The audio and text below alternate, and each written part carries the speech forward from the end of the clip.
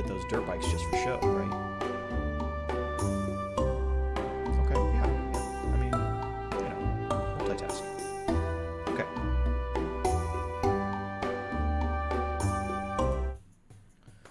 Okay, I think we are ready to go. Salutations, everyone. My name is Riley Arlick, and welcome to part 1 of this Live2D tutorial. Hello, Padunk Swift. Can you hear me okay? Is everything all right? Wonderful, wonderful. Let me know if the music is too loud or too quiet or something like that. I decided to put on some soothing tunes for this. Sounding great. Good, good. All right, let me get this going. So, today, welcome Tia-kun. Today we are doing a tutorial. This is going to be a standalone series that I hope will help people make simple avatars. That's the intention, is that I don't want this to be an overly complicated tutorial. I want this to be something that people with even little art experience can do.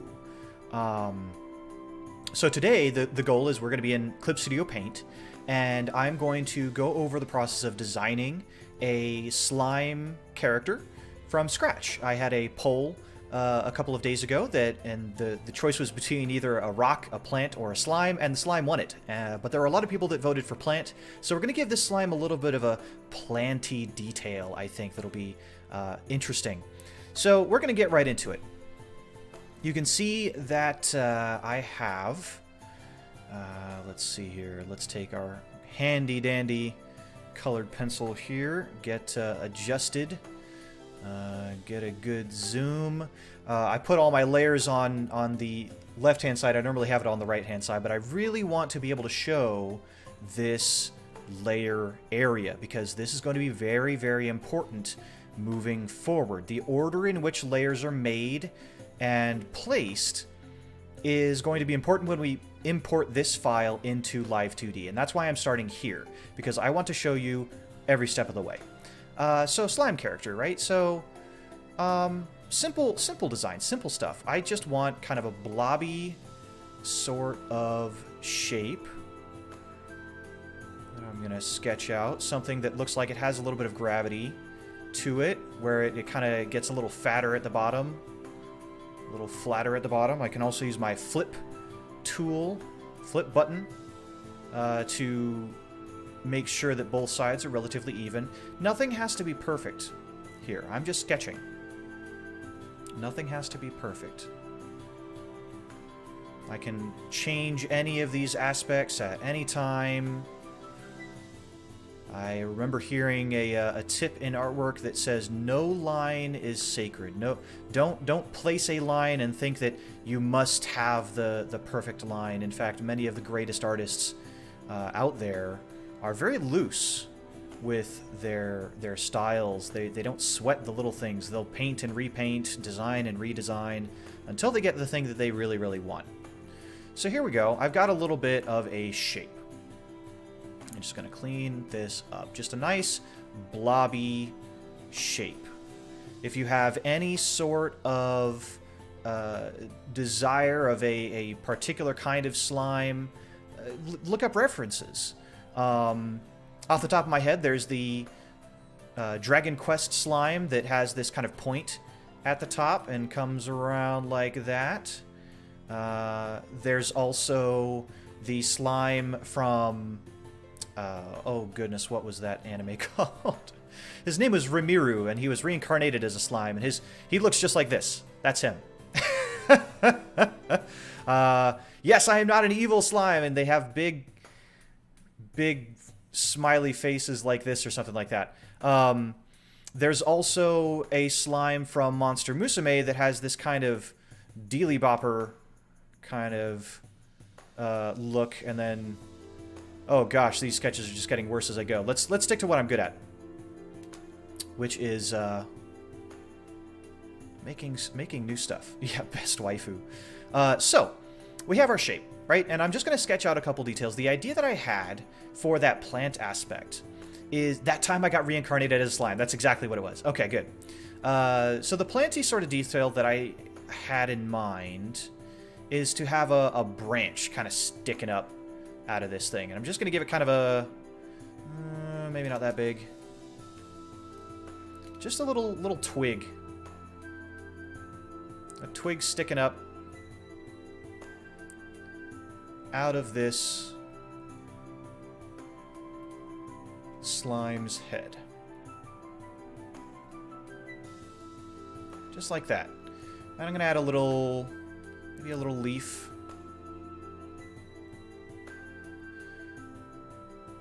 Like that. Okay. That's kind of what I'm having in mind. Yeah, a little twig sword or something like that. That's kind of what I have in mind. This may change. I'm not super keen on this exact shape, but we'll come back to that. I want really simple eyes. I want just some eyelashes. Oh, and you did mention the symmetry ruler in Clip Studio, and I have played with that. I love it as a tool, but for this, I want it to be a little asymmetrical. I don't mind that in this. I know it's probably going to make it tougher in the long run, but I'm not overly concerned. So let's give it a little happy smile. Maybe something like that. Just a little smile and some eyes. So we're going to go with like big kind of Kirby eyes.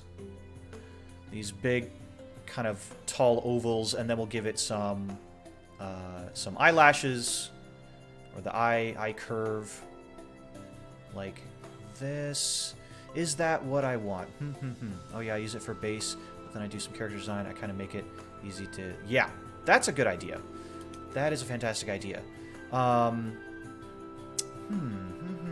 not thrilled about this. Let's see. Let's go over some other iterations, maybe.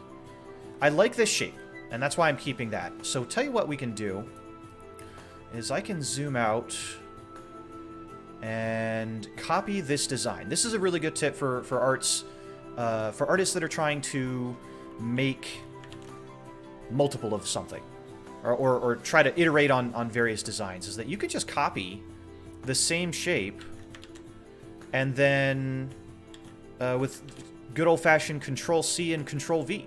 So let's make 4 different designs, and then we can pick one based on what we like. Maybe I'll do a little bit of a different design for each one. So let's kind of go back to what I had before with this first one. So eyes like this, right? And then a little smile. Just a happy little smile, right? And then a little twig sticking up. And the nice thing about Live2D is that it does accept multiply layers. So I can have this twig coming out, and as long as I make the body a multiply layer, then it will look like this twig is sticking in the body of the slime. So this is kind of our first design. That's the first idea that I had. Simple, right? Simple. We're not getting complex in this. Round, blobby shape, stick, leaf, right? And a leaf is just an oval with a notch taken out of it right there. Let's try something different over on this one. So on this one, I want to do maybe... let's get a bigger brush to make this kind of sketch. Yeah, there we go. Maybe something like this. And like this. Right? Simple, curved lines, ovals everywhere.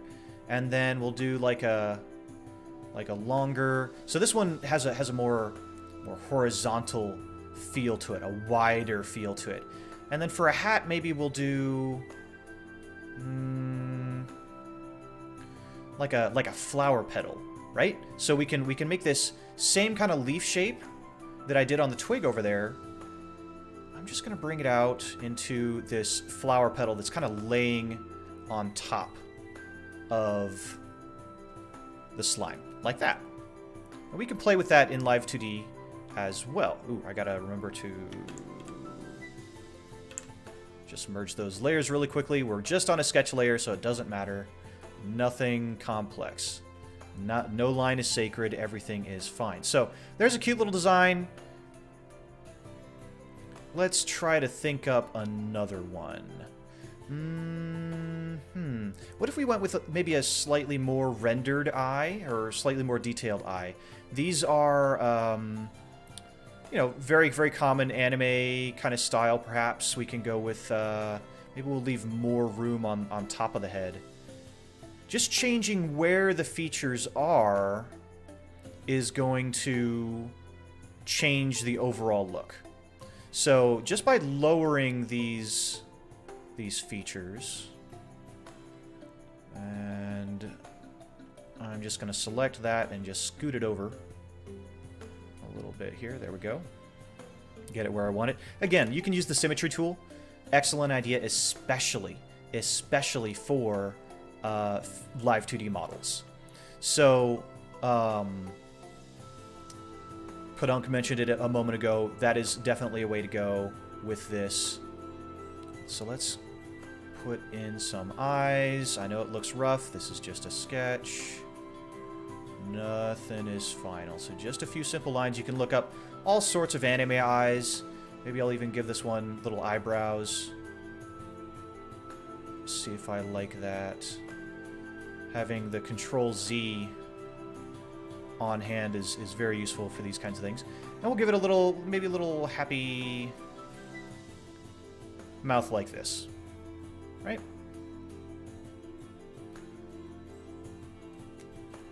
Just clean this up a little bit. A little bit smug, a little bit smug.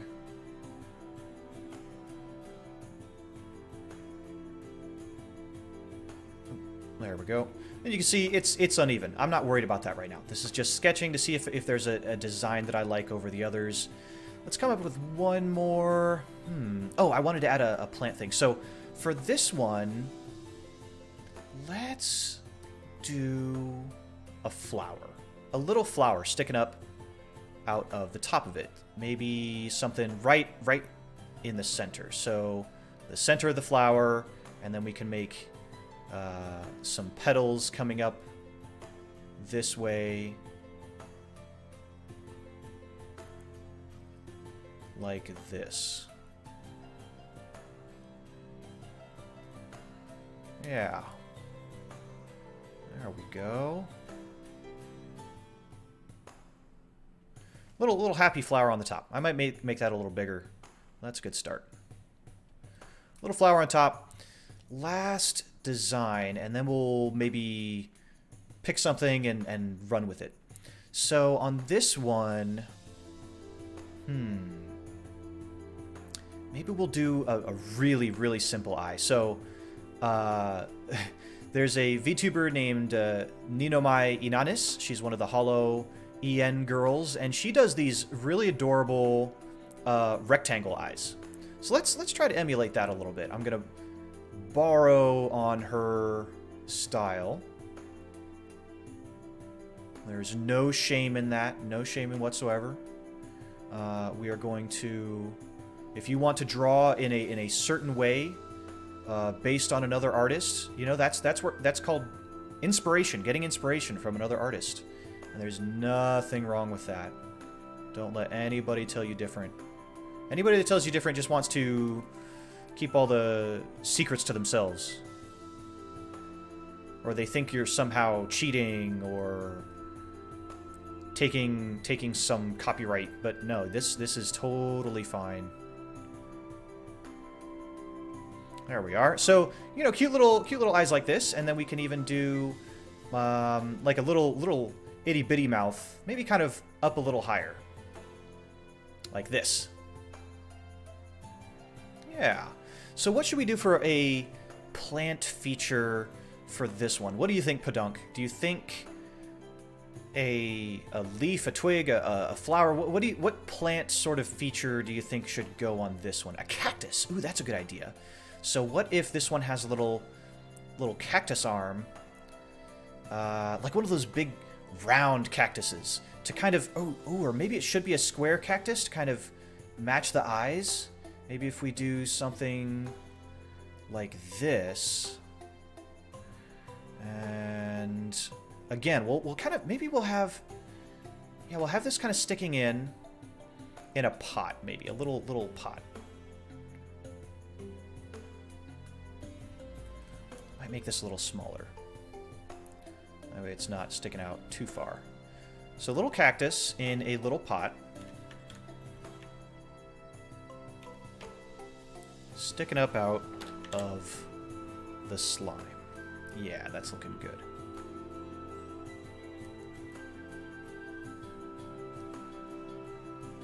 There we go.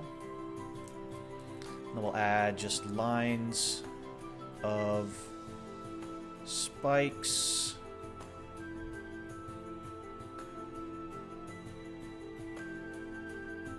Like that. Okay.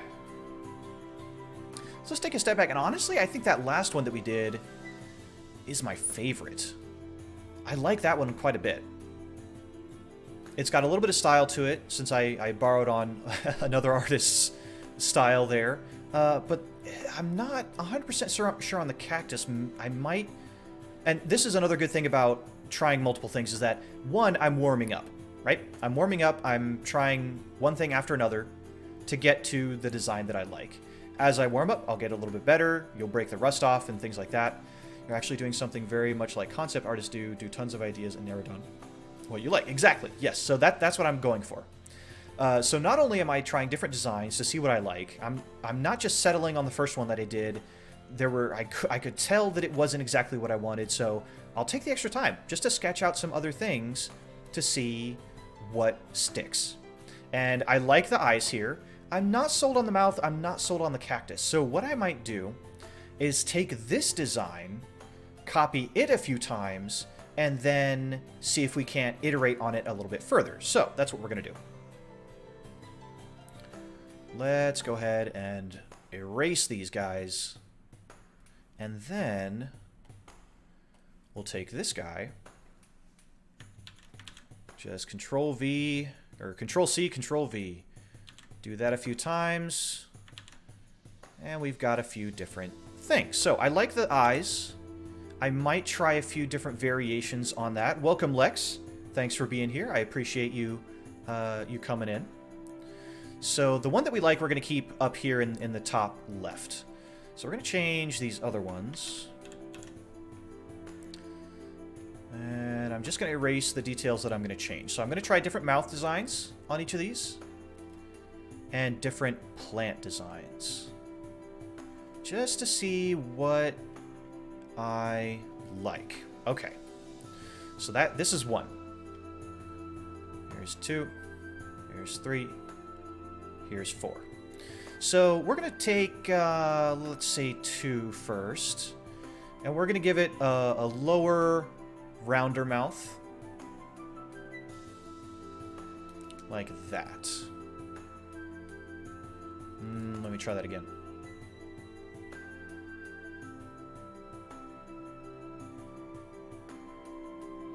Happy mouth like that. Maybe we can even try it if the eyes are a little bit higher on the face, or maybe all the features are a little higher on the face. Let's see what that looks like if I just move these up.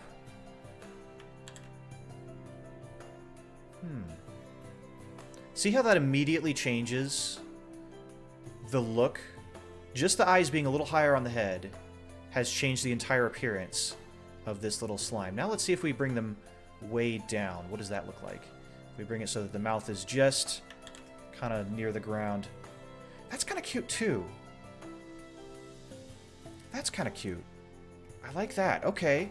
Let's go back to one of my previous ideas, which was a petal, a flower petal.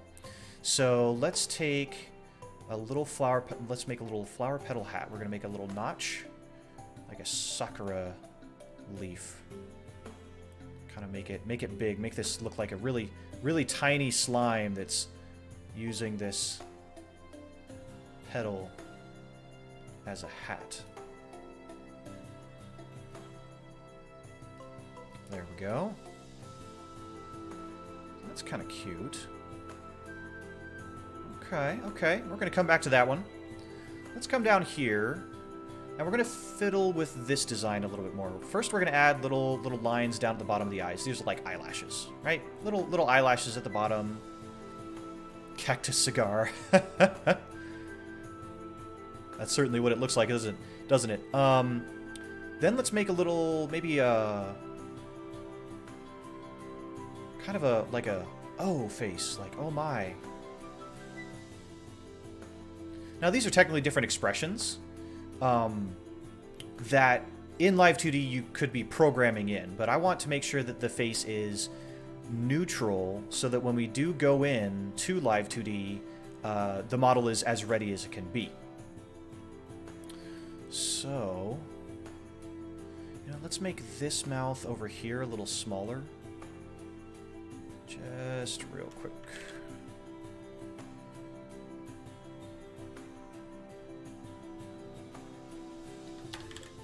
Okay. This tutorial on Live2D will be of interest to many artists. Lots of people asking for avatars right now. Yes, there absolutely are.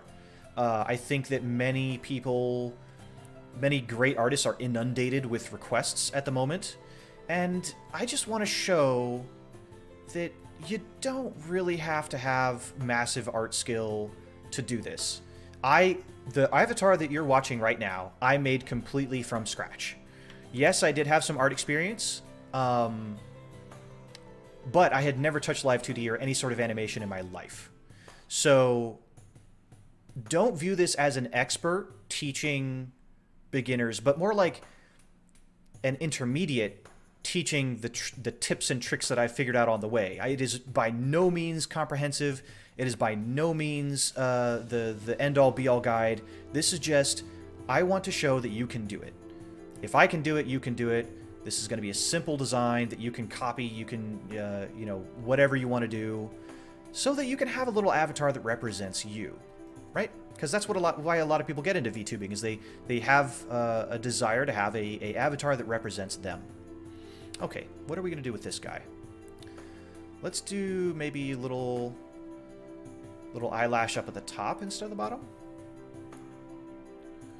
And then we are going to... we're going to move the eyes a little bit apart, actually.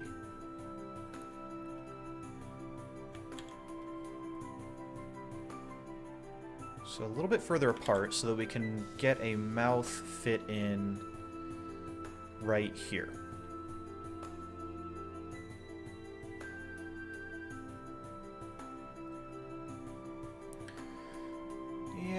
Yeah. And then let's add some last little plant features. So I want to take another stab at that twig design. Let's see if I can make that actually look decent. Quite good for people who know nothing about Live2D. Well, thank you very much. It was a lot of trial and error. It took me a lot longer than a pro probably would take for a similar effect. Okay, yeah, let's do something like this with... yeah, see, I'm already liking this iteration of the twig a little bit better. Just has a more interesting shape to me. And then we can add a little leaf coming off the side. Like that. Okay. And finally, a little plant feature for this one. We did a cactus, we did a flower petal. We're going to do a regular flower. Let me look up... I'm going to pause just a moment to look up a little cute flower image. Attack. Yeah, okay. Let's try just getting a little reference here. Let's try this dandelion kind of looking... I think maybe that might be a little complex. Let's stick to this one. Okay. I found a good one. We're going to make a little flower hat, slightly off to the side. If you're ever unsure of something, just make it slightly off to the side. That adds a little bit of asymmetry, a little bit of visual interest, stuff like that. I'm going to make kind of the petals come out like a light bulb almost. At least I'm going to try. Yeah, like that. Light bulb shape.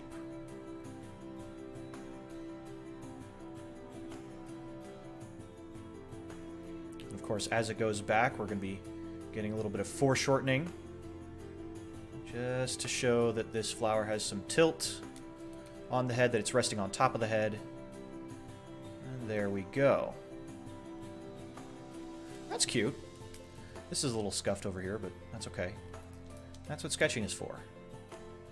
Sketching is the time to try and try again. There we go. Okay. So we have 4 little slimes.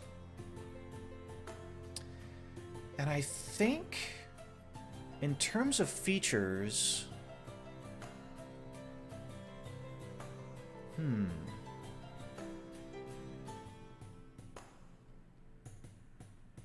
I kind of like this one the most.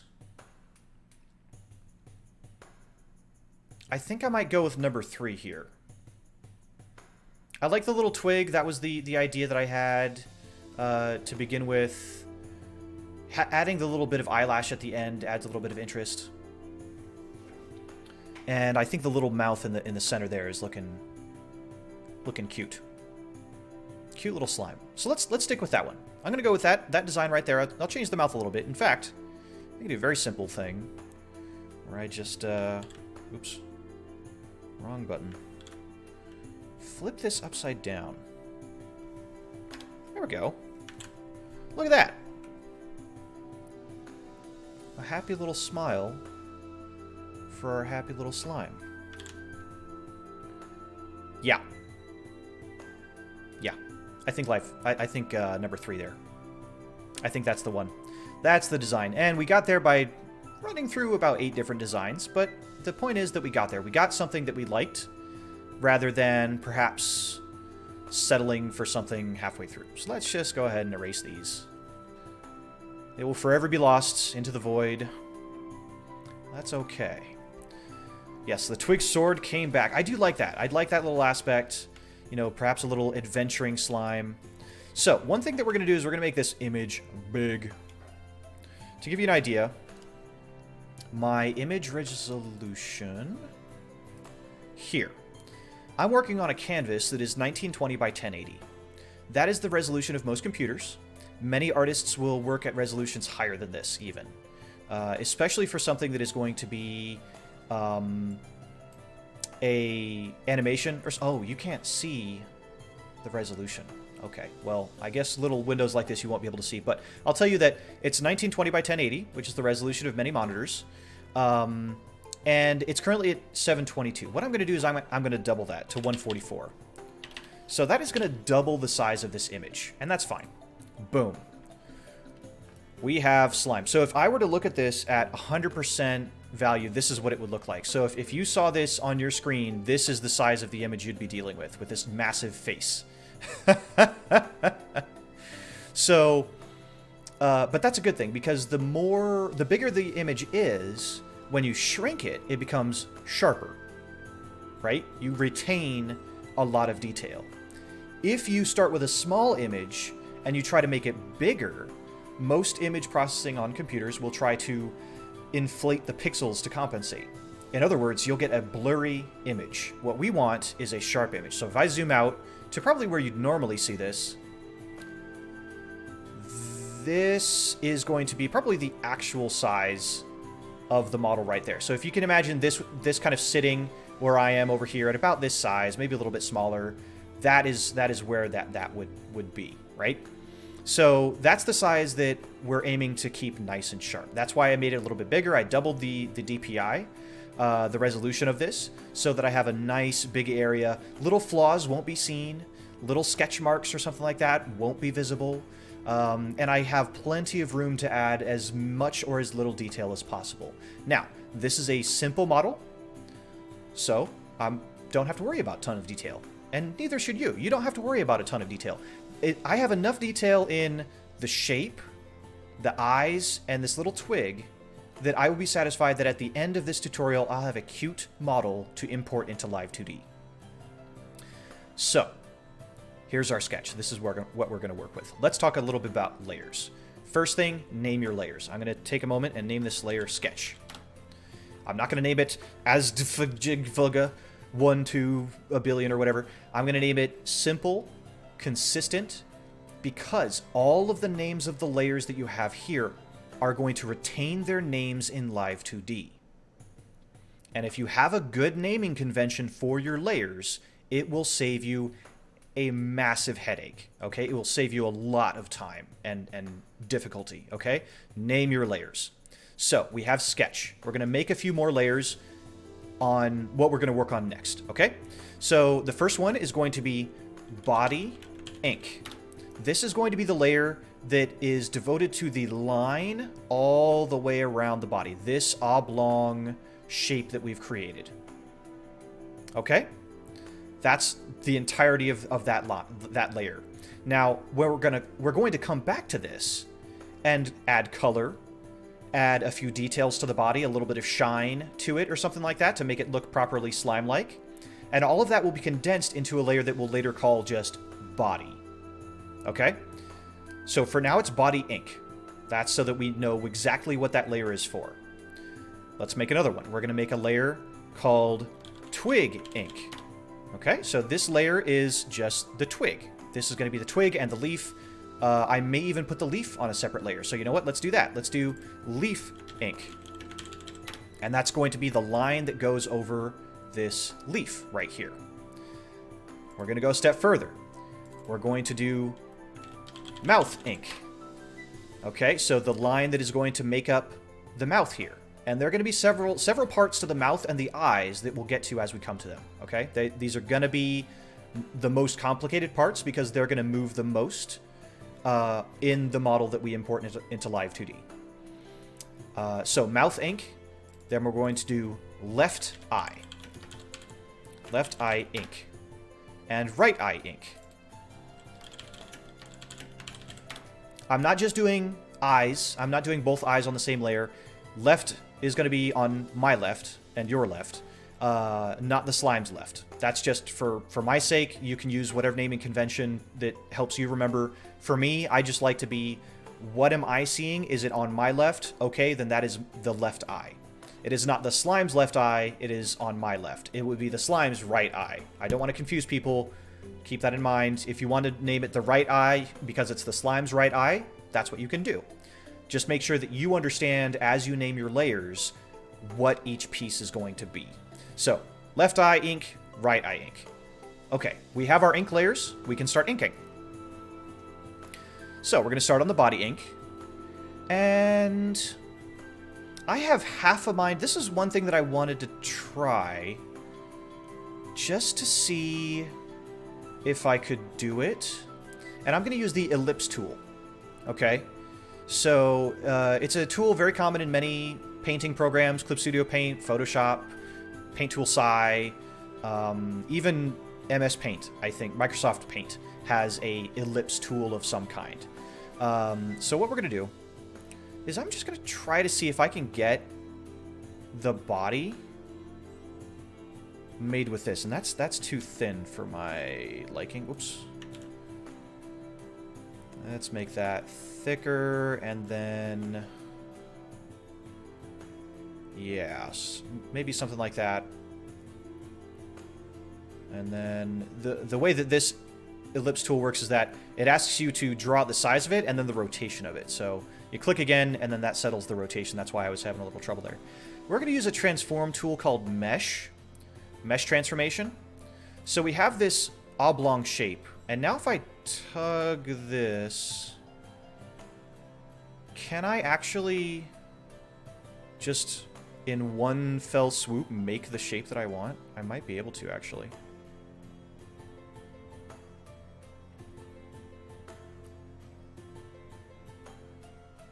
Okay, so I'm using the mesh tool. I don't know how well this is showing up because this is streaming through, but I'm trying to keep the mesh relatively symmetrical so that I get the same shape on both sides. Okay? Not every art program will have this particular kind of mesh transformation. Yeah. Welcome. Is it Sin Kurana? Sin Kurana? Did I say that right?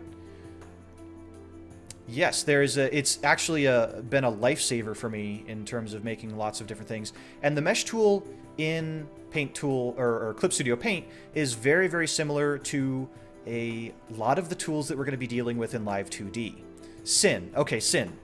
Welcome to the stream. Thanks for joining me. So you know what? There we go. I didn't even have to draw a single line. I just made one. I just used an ellipse tool and then warped it a little bit to make our blob shape. Perfect. We can double check that shape by taking away the sketch layer. If I hit this little eyeball, it makes the sketch layer invisible, and you can see we've got a pretty blobby shape right there. Great. It only took a couple of seconds. Again, if you don't have access to this particular tool, take the time, draw out your line, be patient with it. What I would be doing if I didn't have that tool, I'll go ahead and show you, is this. I would take my G pen, so I have a nice dark flat line, nothing complicated, no crazy extra brushes here. We're using the default brushes that come with Clip Studio Paint. I'm going to bring the brush size down to where I want it, and I'd be zooming in and drawing my line out like this. A lot of Control Z, right? A lot of making sure I get the line just right, coming back in, trying to get it as smooth as possible. This is what I would be doing, and it would take quite a lot longer. That's why I wanted to try the ellipse tool. And then, I'd go back in with my eraser, clean up little ticks like that show up to make sure that I have a nice, clean line. So it takes a little bit longer. Your patience will be rewarded if you take the time to draw out that line and make that the way that you want to. I'm going to use the ellipse tool. It was simple enough. It got me the shape that I wanted. It got me the line thickness that I wanted, and boom, there we are. So the next thing to keep in mind is that as you move about this program, be aware of what layer you're on. What would really be terrible is if I started drawing the twig, right? And I started inking all of this in, and I did it entirely on the body ink layer, which I just did. Now, thankfully, Control Z exists. So I can undo it, and it's back to where it was. I am now going to move to the twig ink, and I'm going to try another simple tool. So this one is just, I'm going to use the line tool. Where is it? Straight line. I have it set to some other brush that I was using, but we're going to use the pen brush, so a nice, simple line. This is a cutesy cartoon character, so I'm not worried about things like line weight.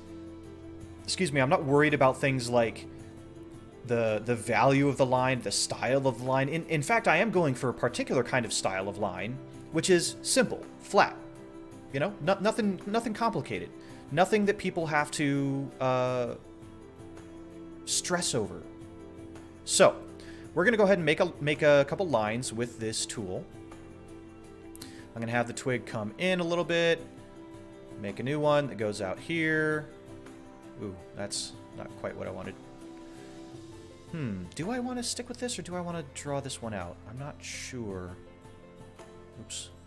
So here's an interesting thing about this is that now... Oh, you know what? I can do the polyline. Let's do that instead. Here we go. So the polyline in Clip Studio Paint allows me to place point after point, and then when it's done, when I connect all those points, then it finishes the shape. Now that brush was way too small. Let's see if that's better. Yeah, there we go. So I'm using a slightly, and I'm just clicking where I want the line to go. No complicated curve to it. In fact, being a little blocky, I think, is going to help this design. And we're going to make kind of the tip of this twig look a little bit knobbier. Just clicking along to get the shape that I want.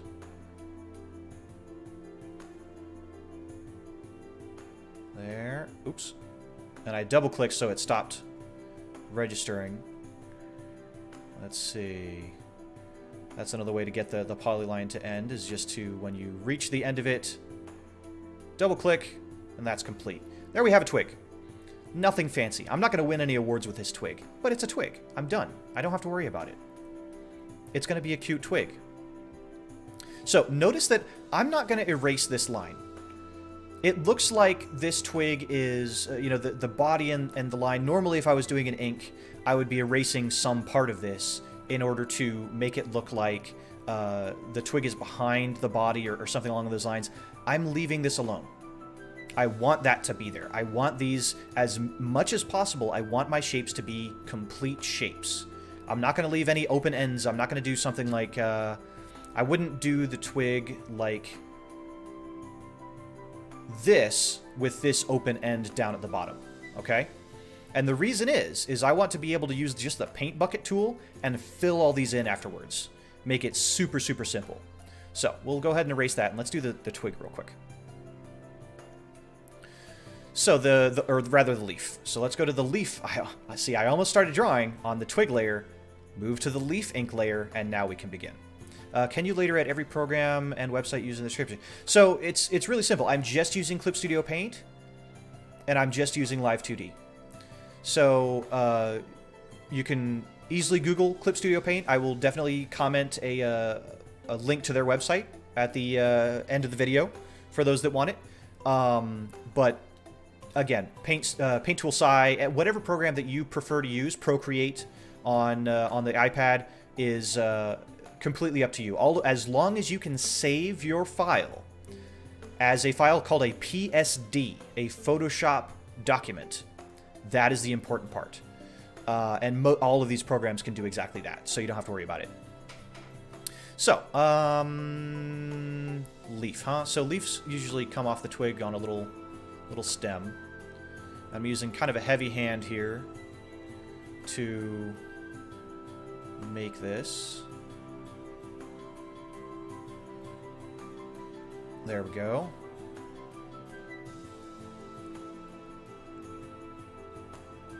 Let me just get this curve the way that I want it. See, this is what I would be doing on the rest of the model if I didn't have various line and shape tools. Is I'd be trying to get the shape that I want. And usually you want to do your lines quick and confident. Because if you slow down, here's what happens. My hand starts shaking, and then I get a really bumpy line. I got bumps here, I got bumps here, I got bumps here. Not what I want. I want nice, smooth strokes, so the faster and more confidently you can do it, usually the better. And this is just practice, and I'm just having a heck of a time. No, that's not quite what I want. Let's start over. Maybe I can... I'm making kind of a heart shape. Because many leaves, if you look at them, will have some sort of a heart shape. So that's the shape that I want right there. Let's go ahead and clean up this tip. There we are. And add our little detail line right there. Perfect. There we go. So now the slime has a little leaf sword, little twig sword. And we're almost done with the inking, right? It's only been a couple of minutes. So let's go ahead and do the mouth. Go over to the mouth ink. And I'm going to do this a little bit differently. Even though I have an open mouth design here, I'm just going to do a line right across here. Oop, just a little curved smile. And this shape is what we're going to try to create when we get into Live2D, and that will be in part 2 of this tutorial. This is all just the drawing part of it, but having these layers the way that they should be is going to be very important. Now I'm going to do a cheat here, or what some may consider a cheat. I'm going to do the shape tool again, and I'm going to do a rectangle. I'm going to... In Clip Studio Paint, you can alter the roundness of the rectangle, which is great. So there's a little tool right here. If you click out of it, then it makes a perfectly flat shape. The corners are all as sharp as they can be. But if you check this box that says roundness of corner, then you can make a nice kind of rounder shape to the corner, and that's what we want on this little character. So I'm going to pump that number up a little bit. maybe something like that. And then I'm just going to follow this shape that I had, roughly. Boom. Okay. That's done. Oh, no. See? And I did it now. I put this on the wrong layer. Now, thankfully, it's not overlapping anything, so I can select it, Control X, go to the layer that I want, Control V, and then Control E to merge those layers. So now it's on the correct layer. Left eye ink. Okay, so we have this one here. And then I'm going to go ahead and add, oops, the little eyelash at the bottom with my pen. Just a simple triangular shape. Nothing fancy. And then we're going to fill that in.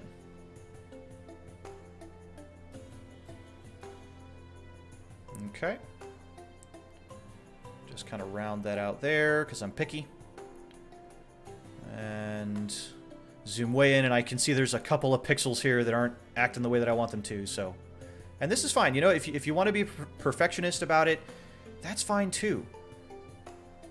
And we're going to add a little bit of a line there. So, now we have our little eyelash. And what I'm going to do is copy this, Control C, hit Control V to paste it again. You can see it makes a left ink eye copy, or left eye ink copy. I'm going to merge that down with right eye ink by moving it up first and then merging it down with right eye ink. Okay, so now it's on that layer.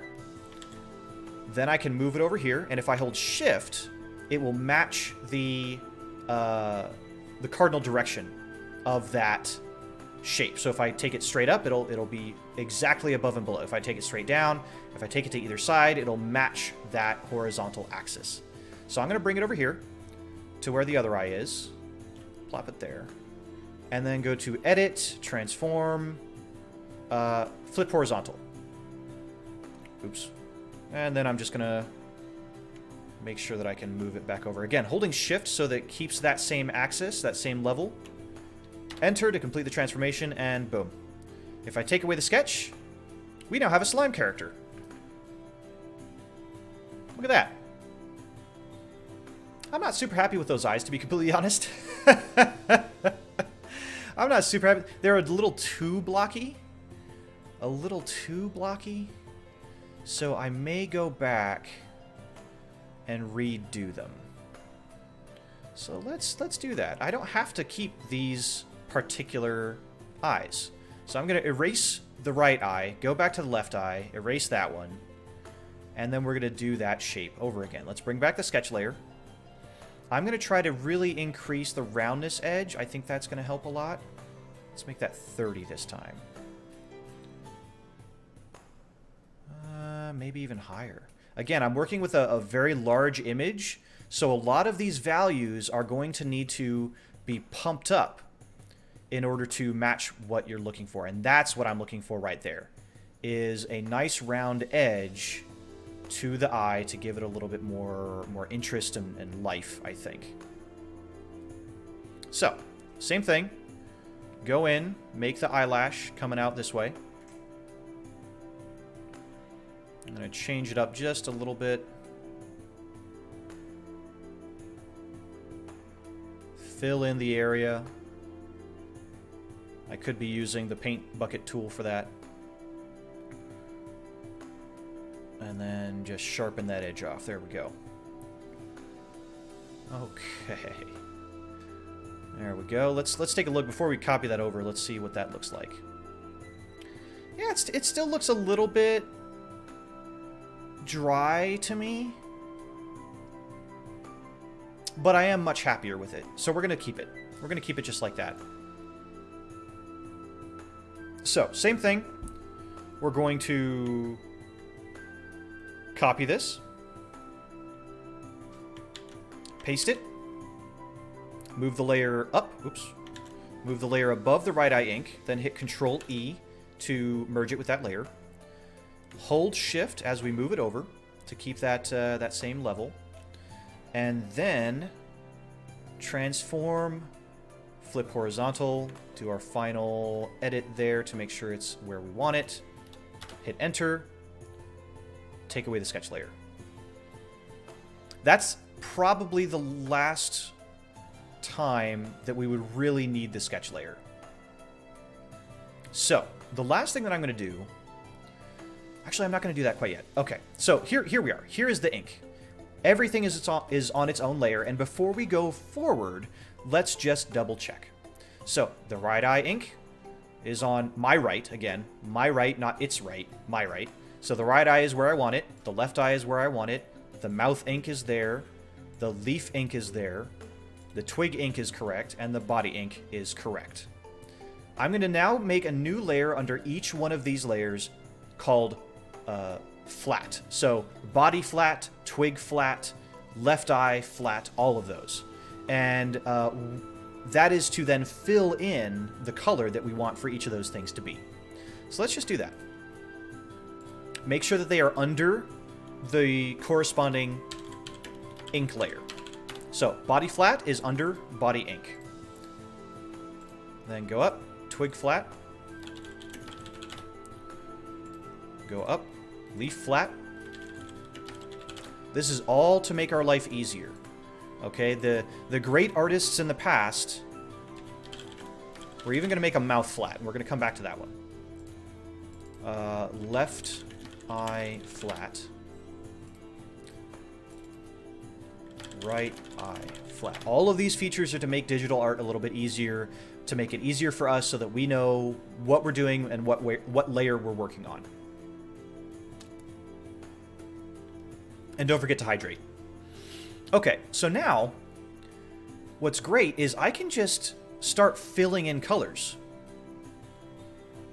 I haven't quite decided on a color for the slime yet, so we're going to play with that, but the twig and the leaf are pretty straightforward.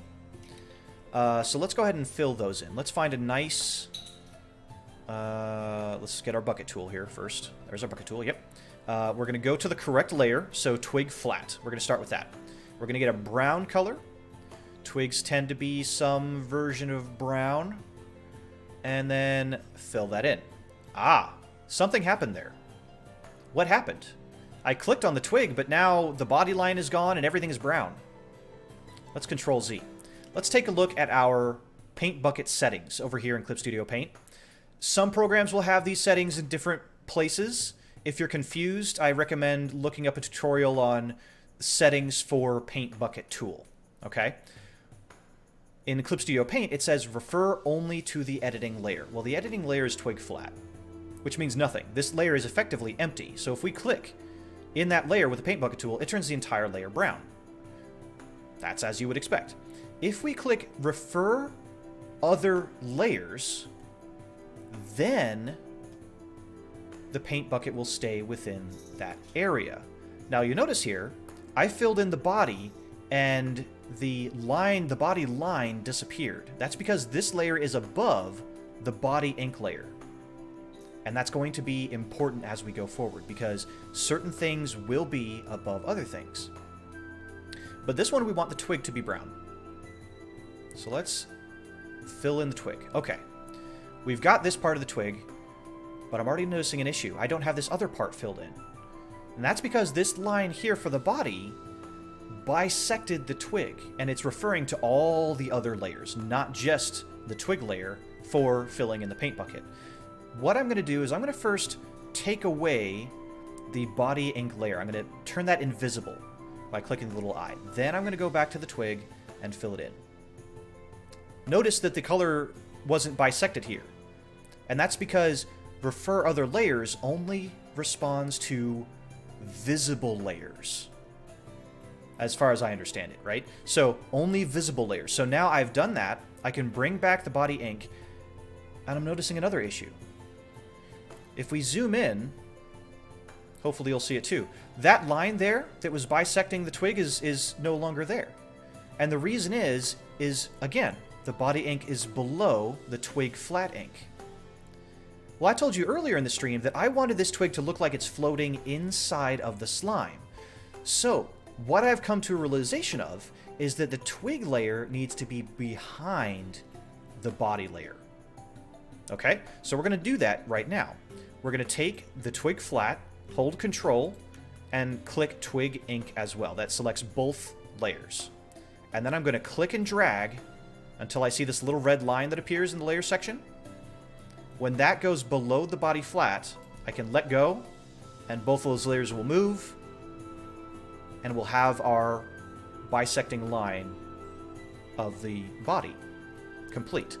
So now my hope is that I can somehow fiddle with the body layer so that this part of the twig will look like it's inside of the slime.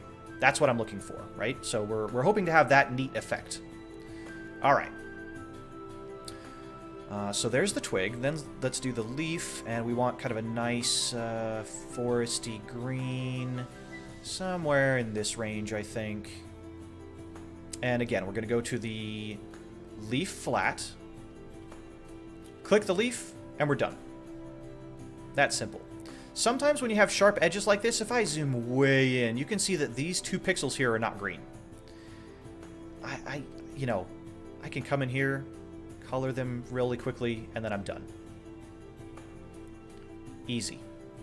But just keep in mind that little things like that might happen. If you're perfectionist about it, you can go in, fill in that. But again, this is a large image.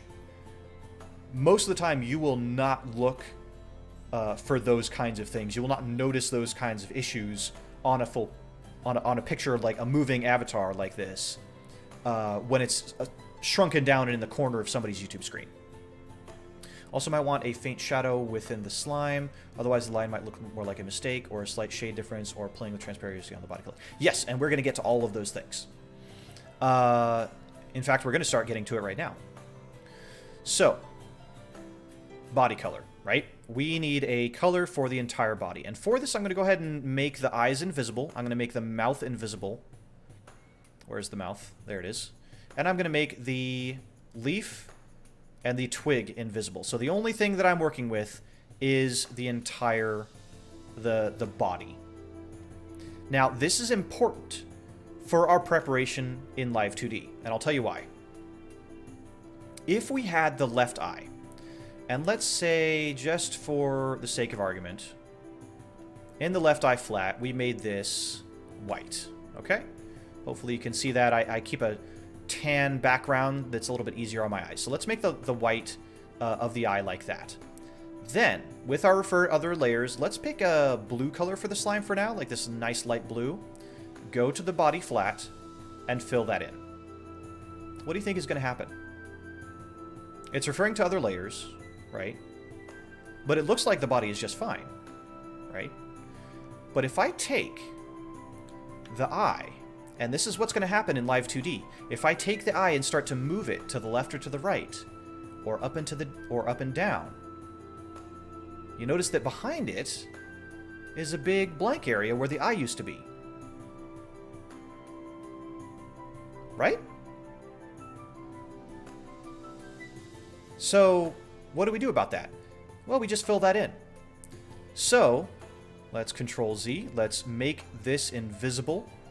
And then we are going to fill the entire body in with that color. Making sure you're on the right layer. Boom. So it's blue for now. I wanted a different color, so let's play around with this. An easy way to test different color schemes.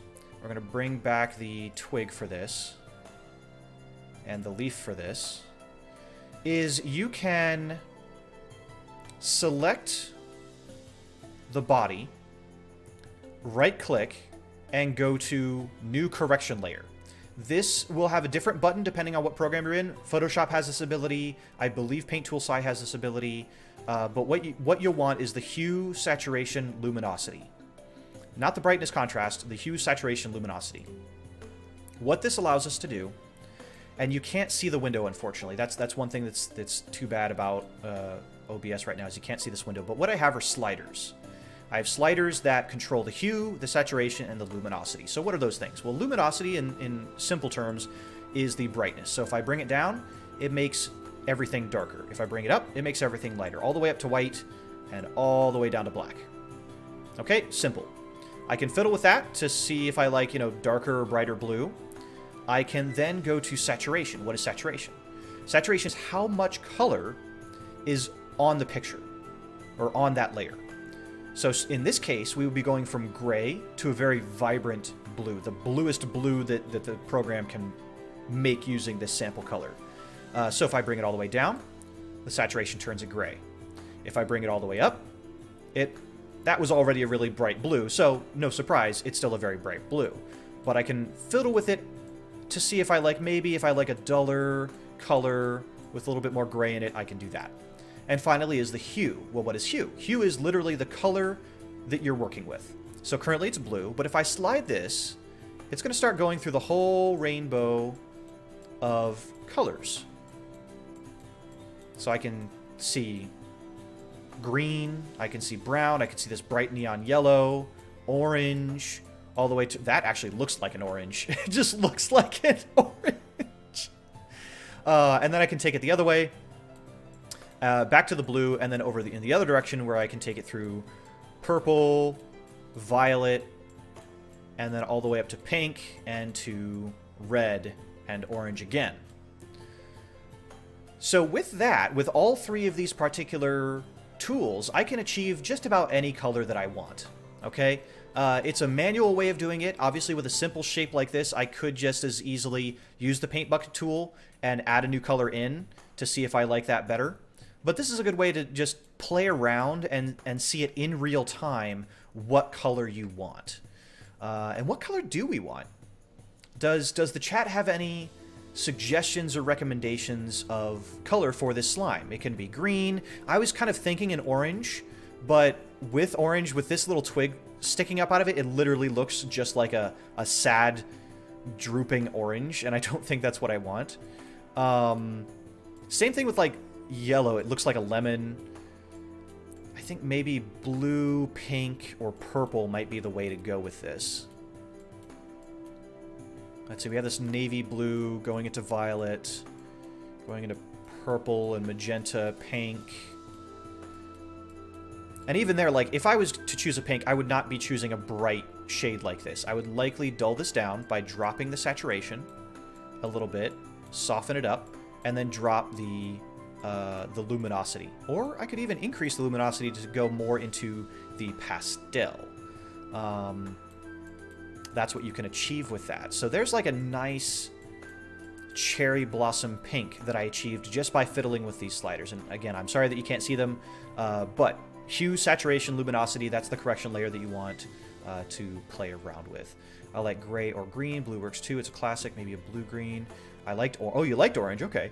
Especially since it's a slime plant theme. That's true. Light blue is nice on the eyes. It is nice on the eyes. It is. It is that classic color. I think a lot of slimes in anime and video games tend to be blue. Only if they're really sickly or dangerous are they red or green or something like that.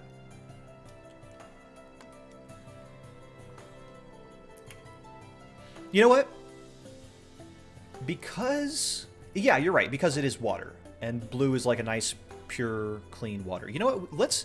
Let's go ahead and do the orange. I haven't seen an orange slime. I think we can double up on the slime/plant aspect of this and go with that. So let's see if we can slide this over into orange. And maybe we can even... Ooh, you know what? This peach color looks kind of nice, actually. So let's bring this luminosity down a little bit and the saturation down a little bit. And get something maybe in this... I'm feeling this salmon kind of color. You know, if you can imagine there's going to be bubbles and little details in here, I think that might be the color that I go with. It's nice and soft on the eyes. In my mind, this is a gender neutral color, so this slime could work as a male VTuber or a female VTuber.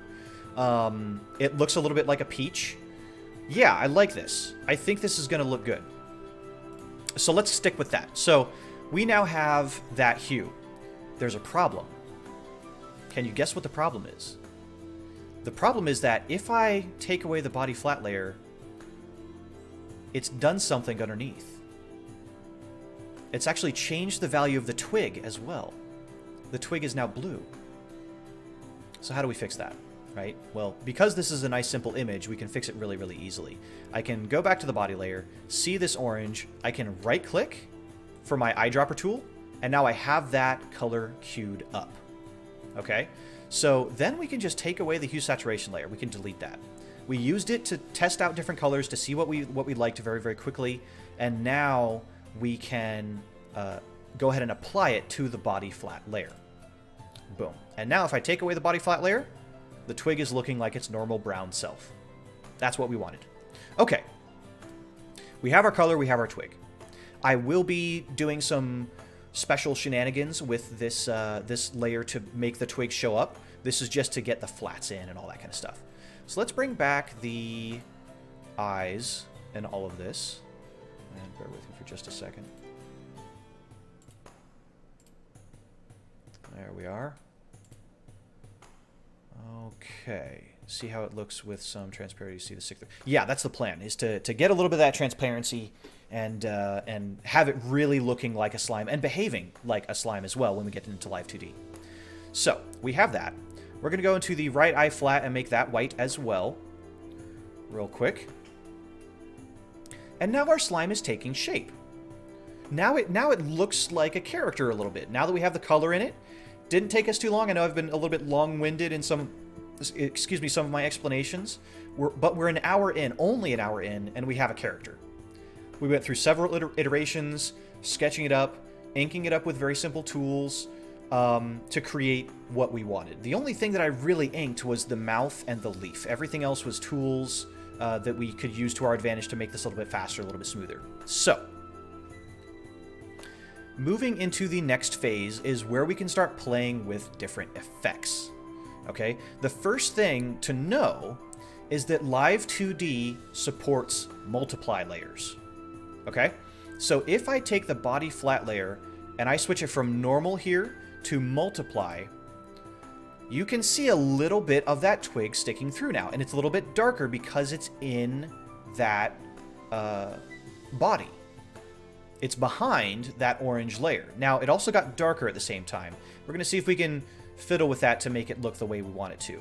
Now, what's possible is that if we keep this multiply layer as it is, we could make it so that it shows a little bit of the background of whatever that streamer is playing on, which I think would be a cute idea for a slime character. I think we can do that because Live2D does support opacity as well, and opacity being how transparent something is. So, for now we're going to leave it normal because we want to add some details to this slime. So, I don't know the technical details of how exactly that layer works, but effectively it takes whatever the color is and just, or whatever the shade is, and applies it downwards to multiply the darkness of it, the value and the darkness of it. So if this was gray, it would still apply a darken area to the twig. But I recommend you play around with it. There's a lot of different layer effects, but Live2D does support multiply, and it, I believe, does support opacity as well. So those are the things to keep in mind. Okay. Just double checking that I did everything right on the eyes. And we're going to add some effects. So what I want is to add a shine to the slime and a shadow to the slime. We're going to do those on different layers. Remember, for my avatar that you're looking at right now, I had probably 100 different layers to get the effects that I wanted. For this, we're trying to keep it simple, but you can see that we're already, over 10 layers for a couple of eyes and some shapes. That's okay. Just make sure that you keep all your layers named appropriately so that you know what you're working on. So the chroma key, like in OBS, won't go funky if we use green screen since the slime seems to be slightly transparent. I hadn't thought that far ahead.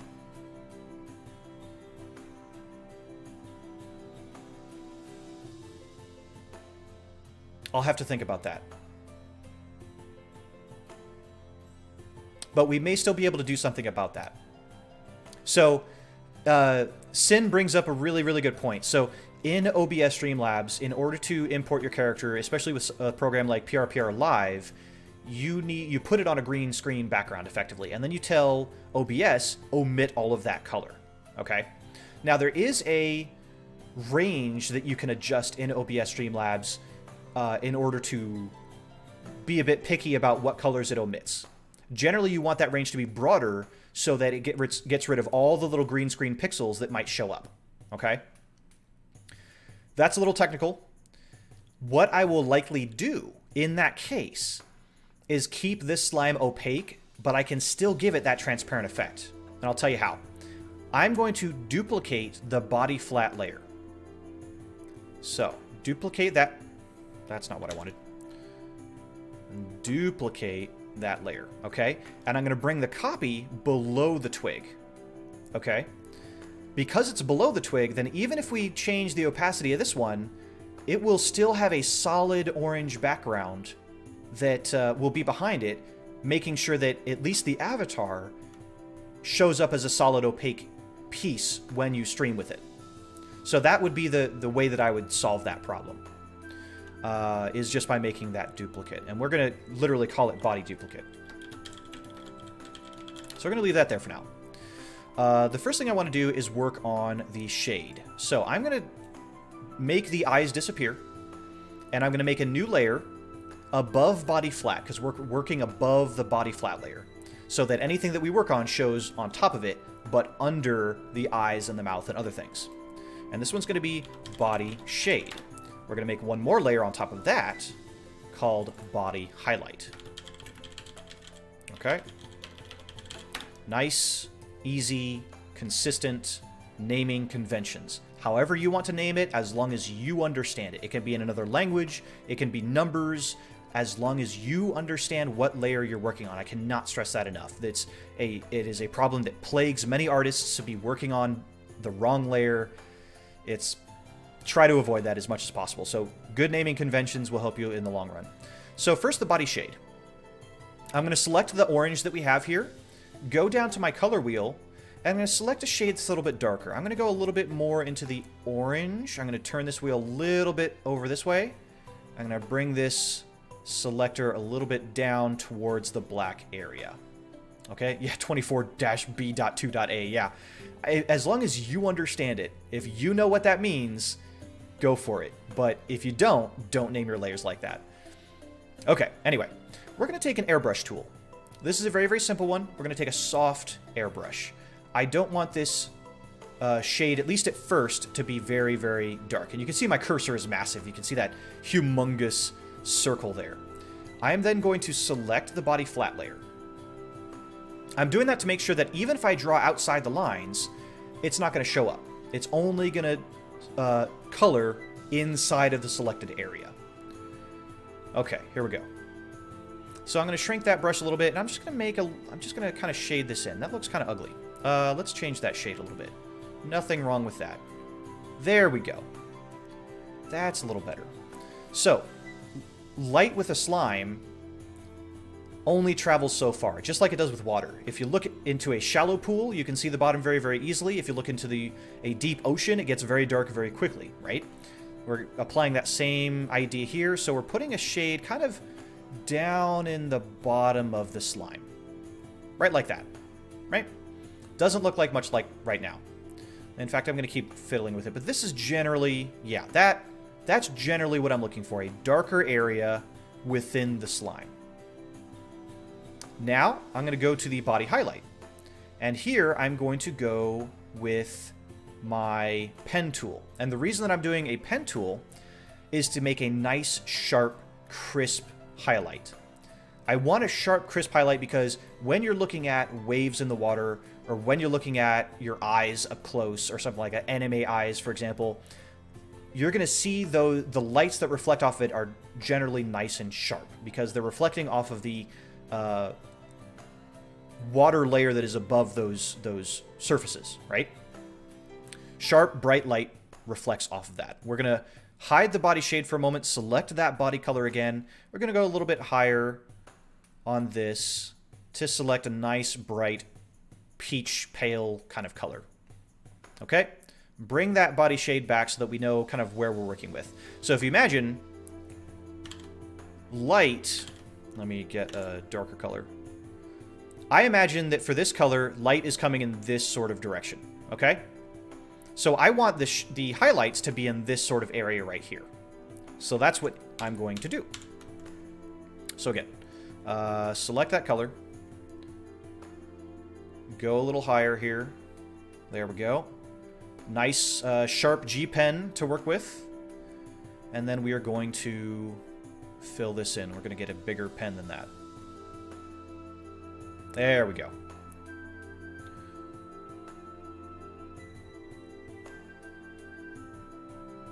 Let's make it like a...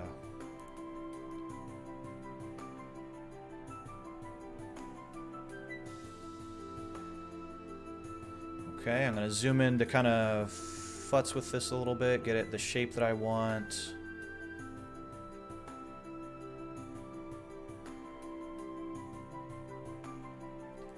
There we go. Once I have the shape that I want, I can go to the bucket tool, fill the rest of that in. I can see that there's a little bit of a line left over, so I just need to clean that up a little bit. So this is the light that is bouncing immediately off of the second one. And Lex, you're exactly right. I'm going to do exactly that. Another one right up off of that one. Just like that. And I'm going to make this curve a little bit. I'm going to take my eraser tool and just swipe it across. That way, all those lines, that's a nice consistent shape all the way up the top there. And then, there we go. Kind of like an upside down exclamation point. I'm going to keep fiddling with this just a little bit. Maybe make it a little higher. Rotate it a little bit. Get it where you want it. Maybe make it a little bit bigger. Get it where you want it. You can be picky about these sorts of details because they are going to be noticed. You know what? I'm even going to go into the warp tool again. The mesh transformation to really get this the way that I want it.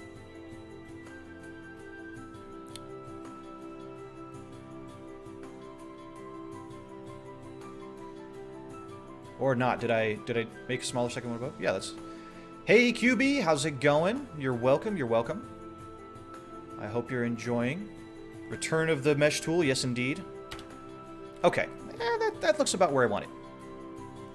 I'm going to make another temporary layer underneath the body highlight. Okay. And the reason I'm doing this is because this first one is the light that bounces off of the slime first.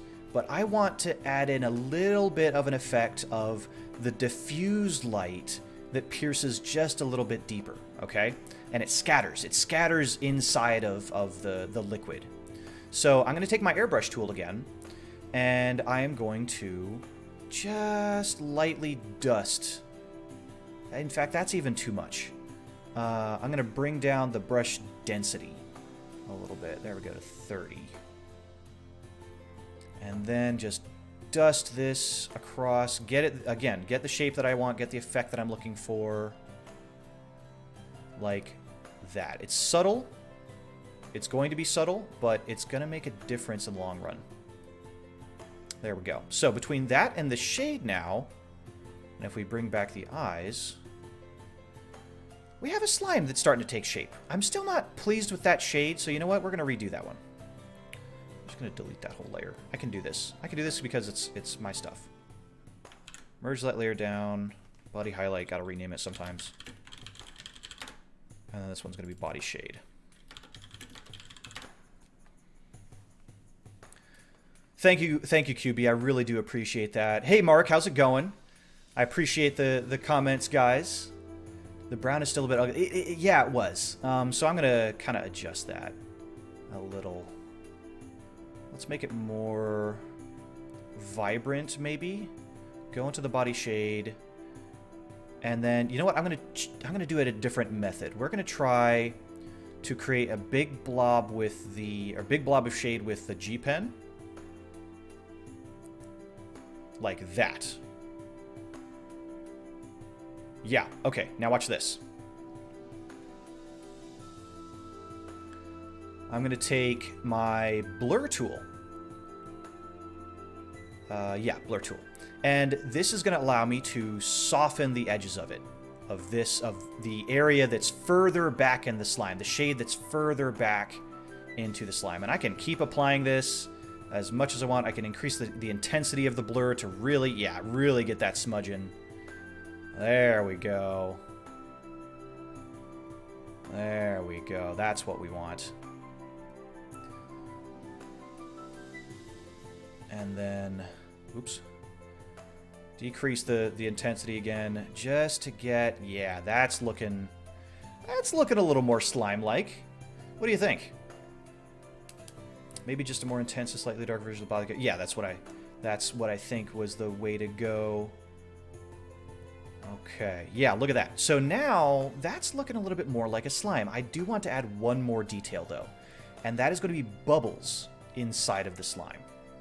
I'm going to use a tool or a brush that's in the default version of Clip Studio Paint, and it's in this effect decoration selection. Okay, I did this with a lot of Riley's texture. I used some of these effects, and the one that I'm going to go for is this soft circle.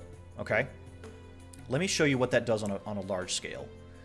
I'm going to do a new layer up at the top and make this a black, just for example's sake. So as I brush that around, you can see that I get a lot of these little circles. Real simple. Let's see if we can make that look a little bit like bubbles inside of the slime. I'm going to make this layer between the highlight and the shade. So I made a new layer here, and I noticed it says layer 2. That means there's a layer 1 that I didn't name. Okay, that's a little hint that there's a name that I created, or a layer that I created that doesn't have a name. Now, it was a layer that I just used to test those bubbles out, so we're just going to go ahead and delete that. And then come back to layer 2, and we're going to call this bubbles. It's looking better, but the red is still a little odd. Well, the great thing about that is that I can go into this, and if I hide everything else, I can make a new correction layer for exactly this, whoops, that's a new folder, not a new correction layer, just for the shade. So new correction layer, hue saturation, and now I can kind of fiddle with this a little bit. Let's say I want to make it a little more orange, like that. Just a little more. Then I can merge that down, and it shouldn't affect anything that was below it. At least I don't think so. Let's find out.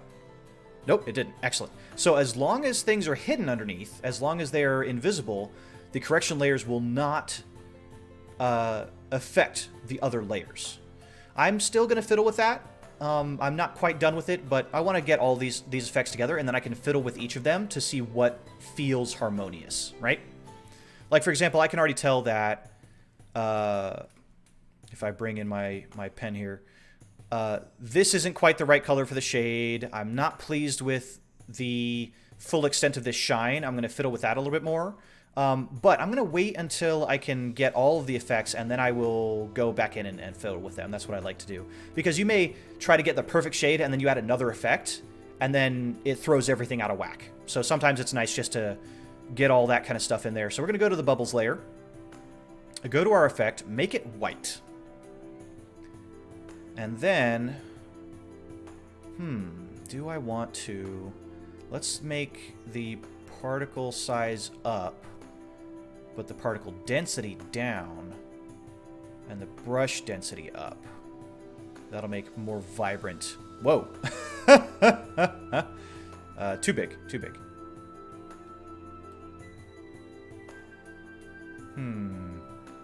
This isn't looking exactly how I thought it would.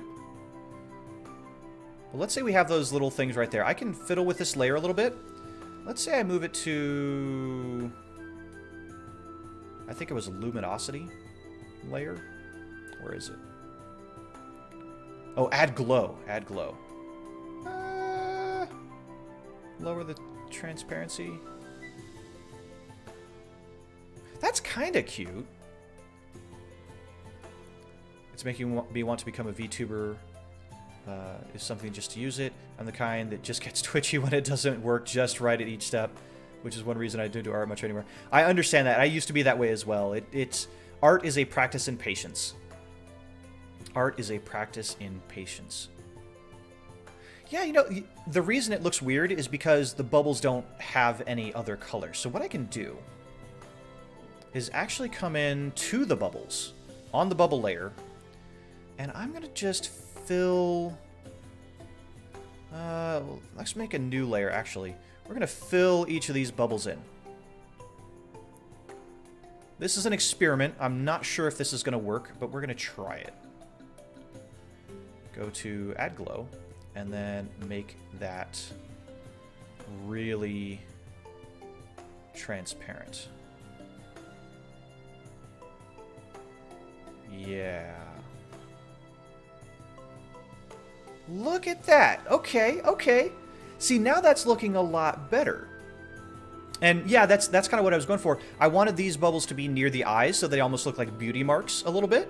So we have a slime that has some bubbles floating around in there.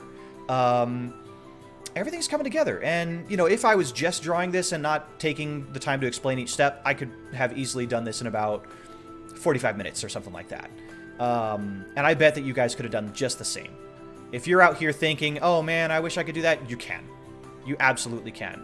If I didn't use these special layer tools, I could have just fiddled with colors and used regular airbrushing or other brushes to make this same effect. I used these particular tools to make it a little bit faster, right? Just a little bit faster. It does look a little bit blotchy. I'm still going to fiddle with that. So the first thing that I want to do is I want to go back to the highlight. And once again, I'm going to hide everything that's beneath it and do a correction layer, hue saturation. And because I want the highlight to be a little bit brighter. Oops, I forgot I have to select it first. There we go. Then do correction layer. Bring that luminosity up. Make it brighter. Make it stand out a little bit more. I think that's going to help a lot. Yeah, that helps a little bit more. In fact, I wonder... Ooh. If you're ever in doubt, try Add Glow as a layer effect. I kind of like it. I kind of like it. Let's make these bubbles just a little bit brighter. I'm literally going 1 percentage point at a time because this is a white layer. So yeah, something like that. Might still fiddle with the highlight a little bit. There we go. And then fiddle with the shade a little bit. Let's make that a little bit more transparent. In fact, I wonder if we make this one... Ooh. I just switched that to a multiply layer, and it shifted it a little bit more into the pink spectrum, and I think I like that more. I'm actually also going to move the shade layer. A nice benefit of all these things being different layers, I can just move it. I can totally just move that entire shade. Look at that. I can move the entire highlight. I can rotate the entire highlight. And this is only possible because I took the time to make each layer separate, name it all so I can quickly move from thing to thing. Okay, so we've got a slime. We have the effects that I want. We're going to move on to the eyes. I think the eyes should probably be very, very similar to the body of the slime. Generally, slimes don't have different colors of body parts because they're all made of the same material, right? So we're going to go to the eyes and we're going to try to make it a little bit of the same. So we're going to go to the left eye flat and we're going to select that layer. You can, I don't know if you can see the little dotted line that appears, and we're going to zoom in so that we can kind of play around with it. I'm going to select a color that's kind of in this shade area. I think that'll be nice.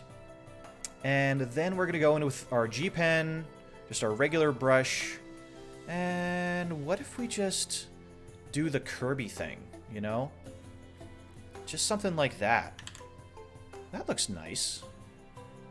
And then I can even duplicate that. If I'm really worried about being perfectly symmetrical, I can duplicate that layer, bring it above the right eye flat, merge it down, hold shift as I take the move tool,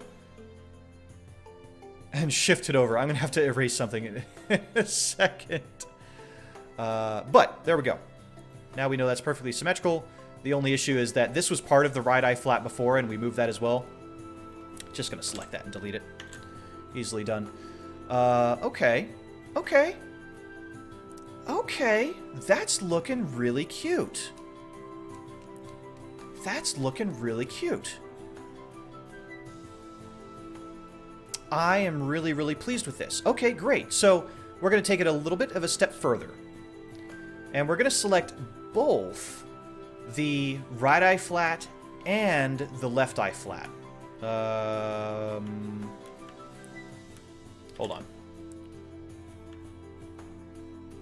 It doesn't want to let me do both. How do I do? I remember there's a way to do it. Yes, there is a way to do it. Okay. I can use the magic wand tool instead and select... Oops. Wait a minute. Hold on now. What am I doing? Select that. Select that. Right eye flat. Select that. Select that. Okay, there we go. So we have all the areas selected. That way we can just keep things consistent. So we're going to take this same layer. We're going to make something a little bit darker, actually. Let's use the magic wand tool and only select the orange areas of the eyes. There and there. Okay. We're going to work on the left eye first. And we are going to... What am I doing? I'm sorry. Forget everything that I just did for the past 60 seconds. We're going to select the orange of the left eye. Okay. We're on the left eye flat layer. Okay. We're going to make a new layer called left eye shade. Okay. We're going to find where we left another layer, and it was this glow down here. We're going to name this Bubbles 2 instead of Layer 2. That way we know what it is. Because this was the when I filled in those bubbles right there. So I'm just going to name that for now, because I may still fiddle with that. So I don't want to merge those layers just yet. So, left eye shade, it's selected. I'm going to take my airbrush tool, or any sort of smudgy brush, whatever you want to use. Nice and big. Take a slightly darker color than the eye that I just added. Slightly richer, perhaps. And just kind of... maybe a little darker than that. Hold on. No. No, that's not quite right. Hold on. This is me just trying to find the right color to add as a shade here. Actually, I want the shade to be up top. Yeah. Yep. Yep, okay. Then we're going to go to the right eye flat, magic wand tool, select the orange area of that, go back to that same brush, do the exact same thing. So that adds a little bit more detail to that. Hello everybody, I've just arrived and I like what I see. We agree that there's nothing this dragon doesn't do right. Thank you very much, Jer. I am trying my best. I have a broad array of skills that I've been practicing, so on top looks like it's bleeding almost. Yeah, maybe. Maybe. Oh, I forgot to make that a separate thing anyway. So let's make a new layer. Right eye shade. Okay. How do we want to do this? Go back to the left eye shade. Let's erase that real quick. And you know what? Let's look up a reference. I'm going to go ahead and look up a quick reference of another anime character. I'm literally going to type in anime eyes. It's just that simple. And that's going to give me a wide variety of images that I can borrow from. Ah, I see. Okay. Let's try something a little different then. So here we are back on the thing here after I've inspired myself. Naruto Sage Mode eyes. Are you trying to say something there, QB? Trying to get me to lean in a certain direction there. Hint, hint, nudge, nudge. Okay. Left eye flat. Here we go. Let's try this again. This time, instead of going darker, I'm going to go lighter. Because generally, on the bottom part of the eye is lighter, because light hits that a little bit easier. Like that. Same thing with the right eye shade. Magical on tool. Oops. What am I doing wrong here? Oh, right eye flat, then select, then go to shade, then select your airbrush, then do the thing. Okay. There we go. All Sage Eyes and Naruto are pretty cool. They are pretty cool. The slime reminds me a lot of one who's friend of Cole the Kobold. That's cool. What about the anime that time I was reincarnated as slime? Actually, at the beginning of the stream, I was talking exactly about that as part of the inspiration. So if you get a chance, I recommend, you know, come back, look at the VOD, see some of that. We were talking about Sue from Monster Musume and Ramiru from that time I was reincarnated as slime and a couple other ones. The Monster Hunter slime, I believe, is a cute one. Or no, Dragon Quest slime.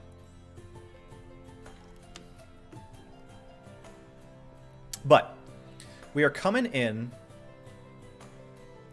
on completing this model.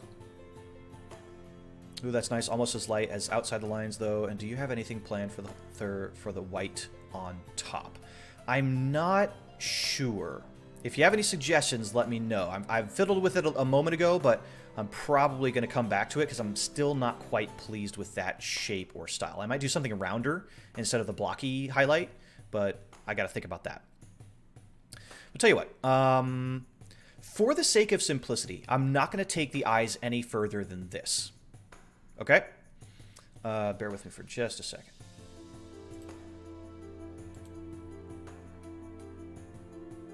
And there.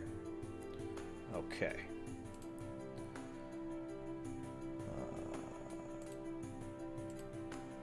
Okay, all that's left is to shade the twig and leaf. Yes, exactly. That's exactly what we're going to do. So I'm going to say that this, for the most part, is complete. The body of the slime is complete. I really don't want to keep adding effects. I could go on and on and on. There's 105 tutorials out there for how to color translucent things or opaque things or add all sorts of different crystal effects. You can get as complicated or as simple as you want. But what I did here, just to highlight, is I made a big blotchy shade with a blur tool, airbrush and then blur.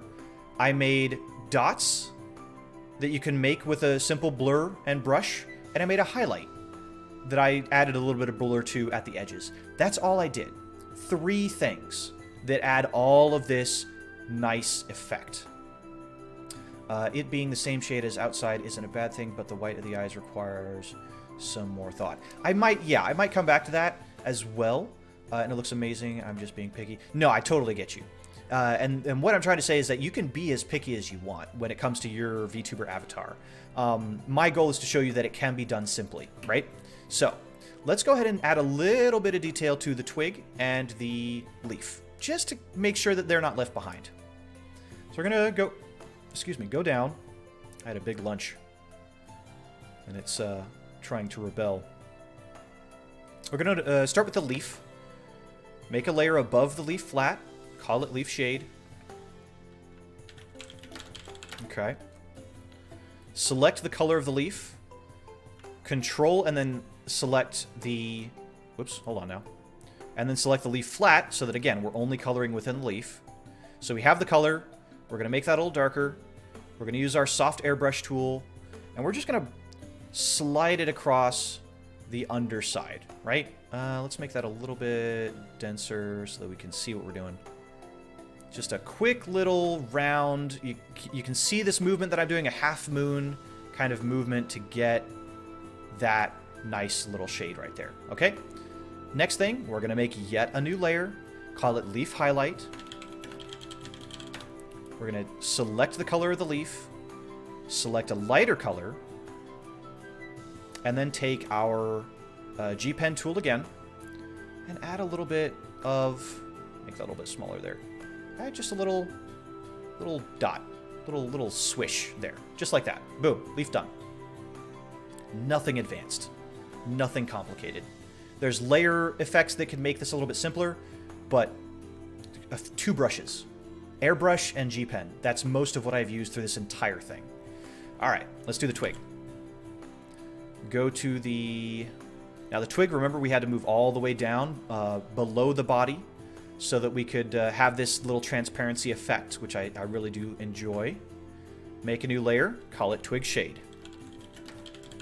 Okay, make another layer, call it twig highlight. Twig highlight.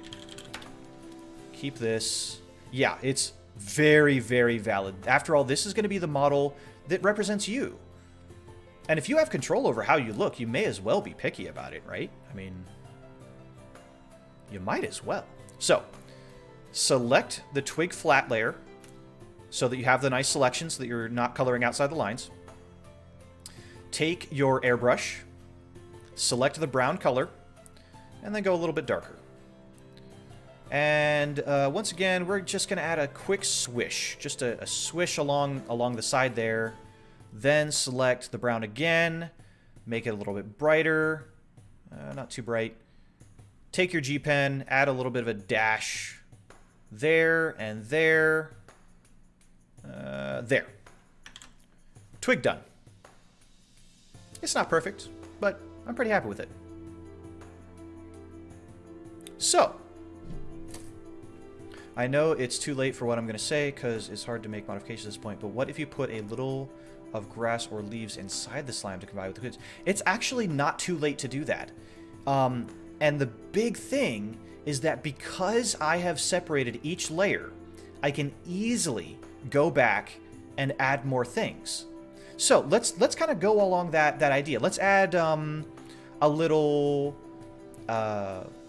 dusting of grass inside the slime, just to see what that looks like. I don't think I'm going to stick with it, but let's just see what that looks like. I'm going to do it very simply. I'm going to take the same color as the leaf. I'm going to make a layer of, let's do it below the twig, right here, above the body duplicate. Remember, we made that body duplicate so that it doesn't show any transparency where it shouldn't, especially when we put into OBS. But we're going to take that same color as the leaf, and we're just going to make some dashes, just to make it look like focused around the leaf over here. So we have a new layer. We're going to call it grass, or kusa. Kusa. And we're just going to make a few quick dashes just to see what it looks like if we add a few little blades of grass kind of floating around.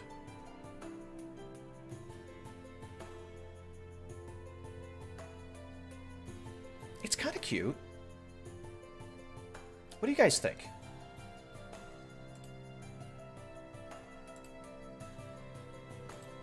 What do you guys think about that? With just a little bit of... I might pick a darker color than that. Let me try that. Let me try it with maybe a darker or yellower color. Let's go up the spectrum a little bit. And then just kind of quick dashes. I want them to be thick enough that people can see them, but not so big that people are like, what the heck is that? You know what I mean? Just quick dashes.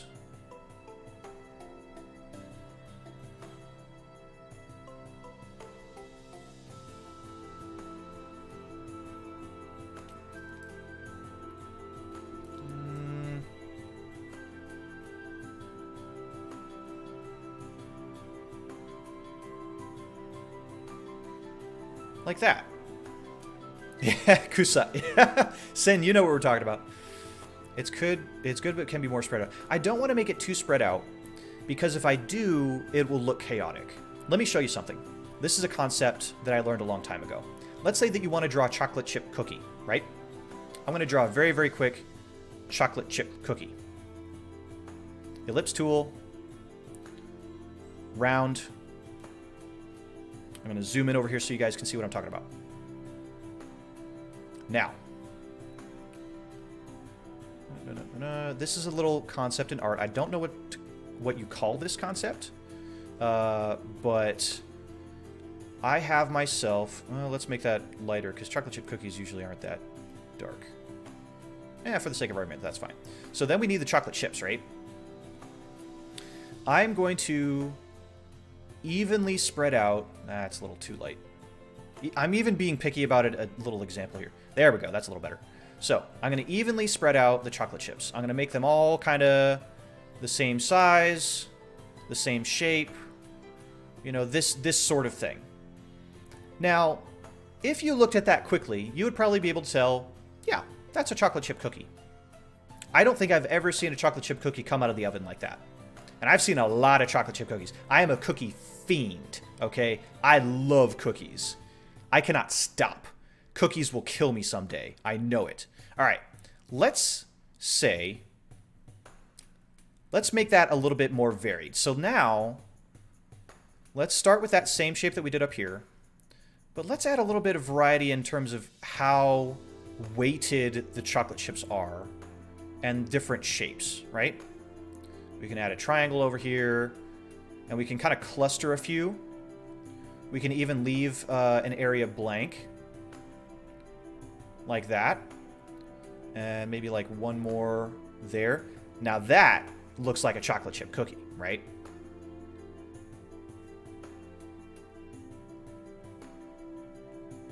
That's a chocolate chip cookie. The chocolate chips are all spread out. It's chaos. You don't really know, how they're going to end up. You can't control how the chocolate chip ends up in a chocolate chip cookie. They're going to spread out. They're going to grow with the yeast in the cookies or whatever, and be where they lie, right? And visually, this chocolate chip cookie is a little bit more interesting because things are a little bit more spread out. They're a little bit more chaotic, right? They're a little bit unbalanced, you could say. So that's kind of what I recommend with those sorts of things. We're going to go ahead and erase that. That's my little mini tutorial on the weight of... I think it's called the weight of details. The weight of details. So, and that's the main reason of why I'm not going to have the grass spread out, is I want the focus of the grass to be around the twig, to make it look like maybe the slime ate the twig at the same moment that it ate that grass or something like that.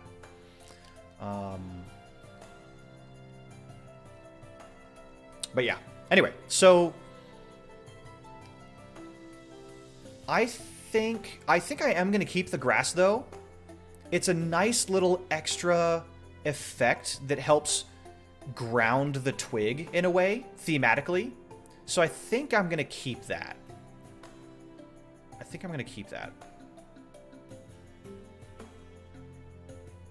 Okay, now, before we move this into Live2D, there are a few more layers that we're going to need.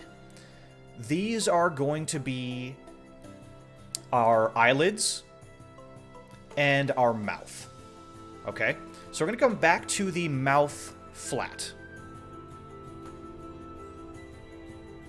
Right.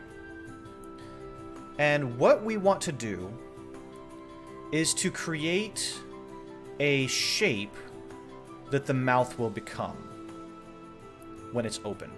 So remember I had this sketch layer, and we're going to pull this sketch layer up on the very top so that we can see it. Yeah, so this was the shape of the mouth. So what I want to do is I'm going to take the same color that we used for the eyes.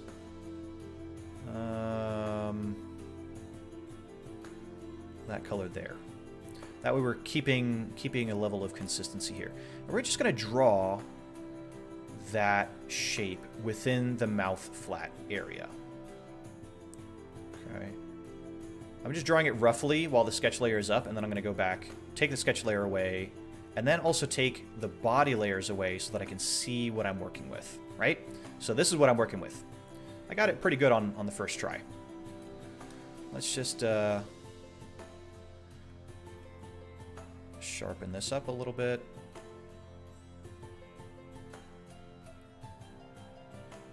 Make sure it meets the corners of the mouth.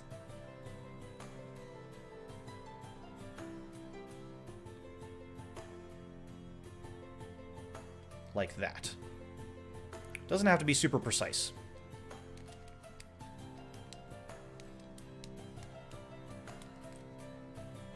So that's what we have there. I'm going to add a little bit of shade to the mouth just to make it look like when it's open that there is some shade to it. So again, naming the layer mouth shade, making sure to keep track of all these different layers. Going to bring the color down a bit, select the mouth flat so that I'm not coloring outside the lines. Take my airbrush and a quick shade like that. Actually, let's try a different color. There we go. A little bit more red to it. Makes it a little bit more interesting, I think. So, when the mouth is open, that will show up. It could be a female slime. It could be a male slime. I think that the colors we chose are a little bit gender neutral, so it could be either one. It could be a completely genderless slime, really. It's whatever you want to do. So then let's bring back this and kind of see. Yeah, so that's going to show up there. Wait a minute. Did I screw myself?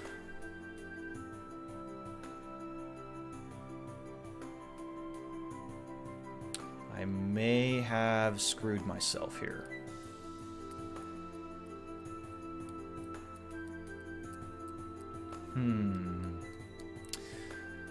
So, I'm thinking ahead, right? Yeah, it looks like lipstick, right? I'm thinking ahead. I'm thinking ahead to my work in Live2D, and that's why I'm pausing for a moment here to think about how I want to tackle this. Normally, with most VTubers that you see out there, their mouth and their eyes are over an area that is flat. And what I mean by that is that the color is flat. So if the mouth opens or the eyes open or close, it's not interacting with any sort of blurred colors, gradients, or anything like that. It is simply opening and closing. It's flat behind it, so you don't have to worry about it one way or another. This slime has a shade behind the mouth. So what you would normally do in this situation is you would take the color of the body and you would make a new layer. Where's my mouth layer? It's up here somewhere. Yep. You make it above the mouth flat. And this would be, let's just call it upper lip, right? Upper lip. And you're going to make another one called lower lip that's underneath that. Lower lip. Now, you're going to see in a moment, because I'm going to take that color and I'm going to make a vague shape that will cover the mouth so that you can't see it when the mouth is closed. Whoops. Here's the upper lip. There we are. And then we'll do the same thing for the lower lip. And these can overlap. It's not a big deal. A little bit. You don't want them to overlap completely, because that'll make it more difficult in the long run. So something like that. There. So, now you can see that I have an issue. If I leave that just like it is, then the mouth, you're going to see the parts that are supposed to make the mouth look like it's opening and closing, right? Because what these will do is they'll work kind of like garage doors almost, where they're going to move up and down when the character is speaking to reveal the mouth underneath, okay, like this. That's something that we're going to do in Live2D. But because this shade is behind it,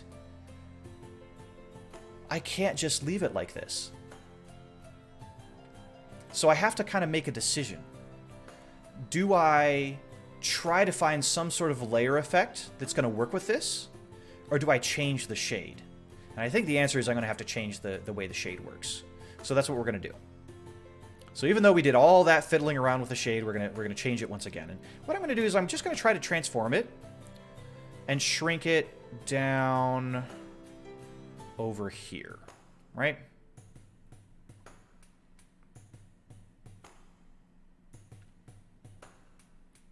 Let's try something like this. So there we still have that. It doesn't look so... Just move the shade layer up, but the mouth down.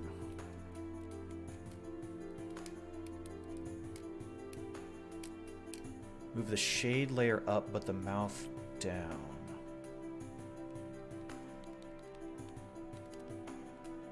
How would I do that?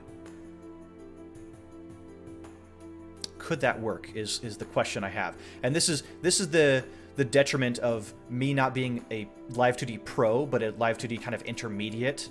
I haven't tested everything.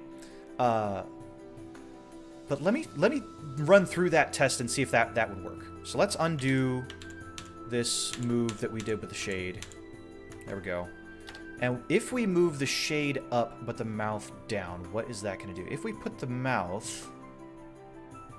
Whereas, okay, so the mouth ink, the upper lip, lower lip, mouth shade, mouth flat. We're going to select all of those layers, and we're going to move them down. And sometimes we kind of have to fiddle around with this to get it to go where we want it to be. We're going to put underneath the shade. You know...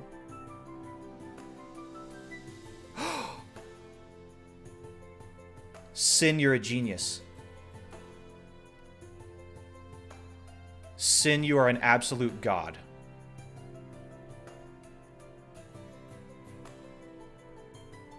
.500 IQ. Gold star. That's exactly what we needed to do. Brilliant. Oh, brilliant. Yes, you're absolutely right. And in a lot of ways, I would be pretty loosey-goosey with the layers of things when it comes to just making a piece of artwork. Like, I could have been done with this slime already, well, you know, a while ago. Slapping things where I wanted them to be, not worrying about which is which. But because Live2D is so particular in what pieces it can move, you do have to be careful. So, because we move the mouth below the shade layer, the color of the upper and lower lip are going to be behind that and affected the same way. So hopefully, when we move it into Live2D, we won't see any sort of weird artifacts or effects or anything like that. So, thank you for that tip. That worked great. Okay. We're getting really close now.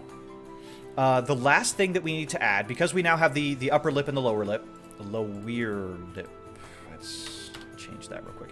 Now we need the eyelids.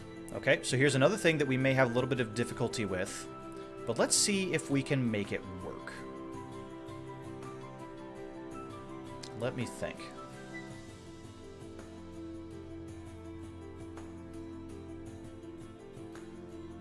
Yes, okay. So we're going to make it, we'll start with the right eye, since it's the very top. And we're going to make this layer here. What am I doing? We're going to call it right upper eyelid.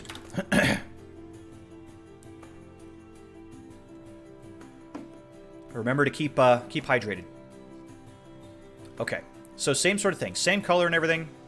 We're going to make an upper eyelid. We're going to put this right across kind of the upper 2/3 of the eye. It doesn't have to be massive. Just like that. Now we're going to run into a similar issue with the shade here. You can kind of see it there. I wonder if the body shade just needs to be above everything. Let me see what that does if I move the eye down.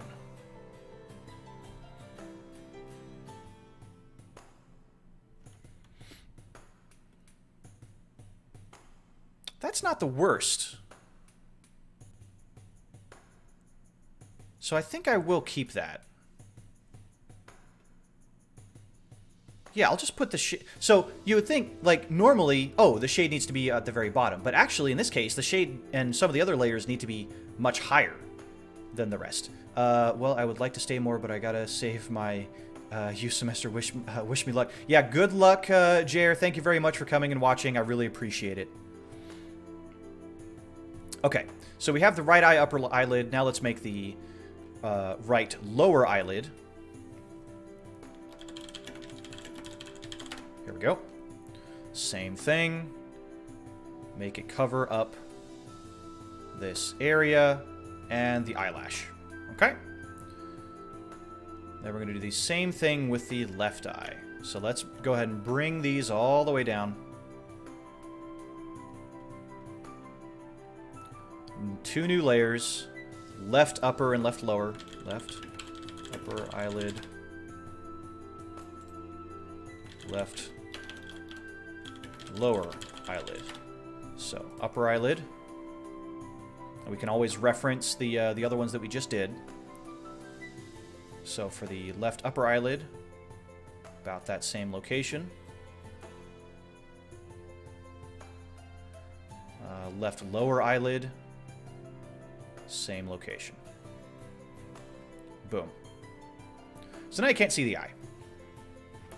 One thing to do before we are ready to truly move this into Live2D, and that is to create a line for the upper and lower eyelid when the eye is closed and closing, which should be pretty straightforward. So let's run through that real quick. Let's go ahead and take away those colored layers that we just made, or make them invisible, rather.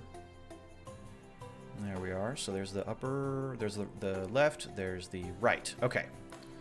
We're going to show the upper on both. Okay, so that's where we want that line to be.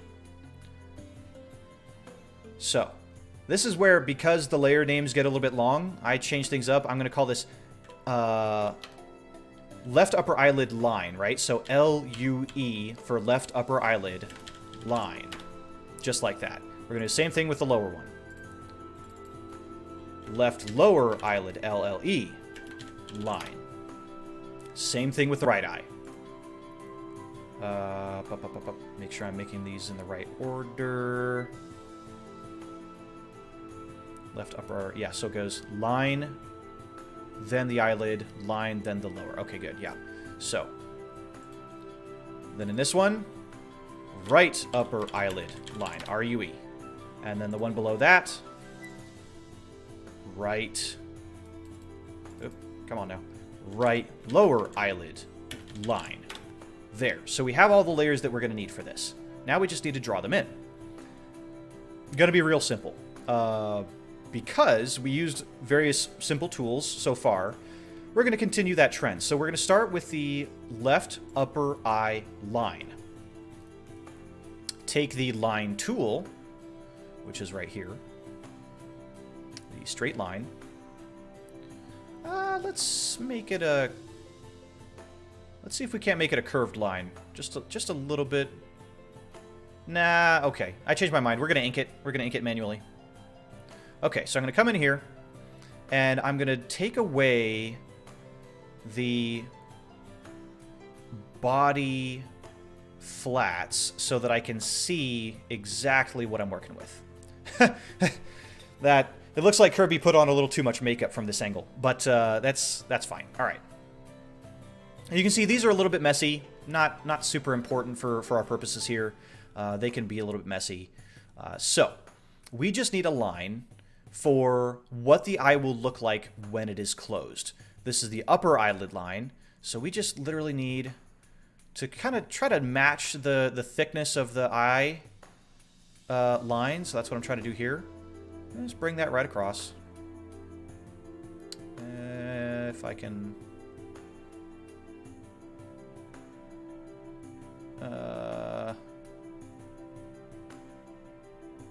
yeah. No, hold on. Control Z, try again. Control Z, try again.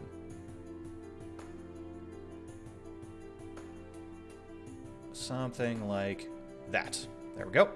Then we change layers to... That was the left upper eyelid line. Now we're going to do the lower eyelid line. And here... We're going to make that go away. We're going to put it in the... We're actually going to copy that same one. Yeah, we're just going to copy that same one. That'll be easier. So, left upper eyelid line, Control C, Control V. Bring it down. There we go. So now those are two complete pieces. Okay? Do the exact same thing on the other side. In fact, we're going to cheat again. We're going to take the left upper eyelid line, Control Z, or Control C, Control V. Drag that down to the right upper eyelid line. Then we're going to go to Edit, Transform, Flip Horizontal. There we are. And then we're going to hold Shift and just drag it all the way across. That way it keeps that same shape. Okay. Then we can merge that down. Take the right upper eyelid line, Control C, Control V, drag that down to right lower eyelid line, and then Control E once more. All the lines are now done.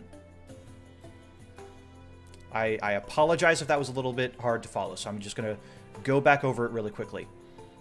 I made one line for the left eyelid. the upper left eyelid.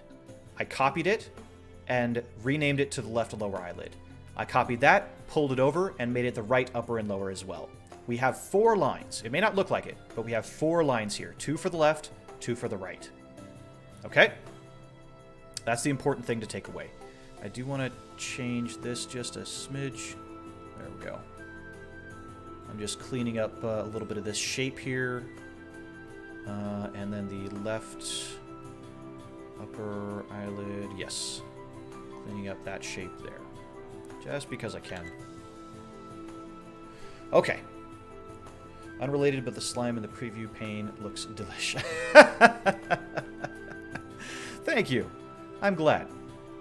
So, at this point, if we bring back those invisible layers, this is what the image looks like when the mouth is closed and the eyes are closed. That's what we're going for. Okay? Now, if you remember, if I take away these eyelids had a little dash here. I'm going to add that back with the lower eyelid lines. I probably should have done that before. Well, here we go. All right. So, lower left lower eyelid line right here. Coming in. Taking my black tool here. And I am going to... Why is...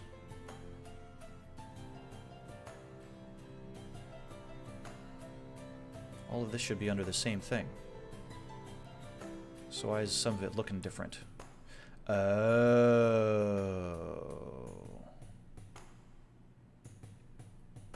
Huh.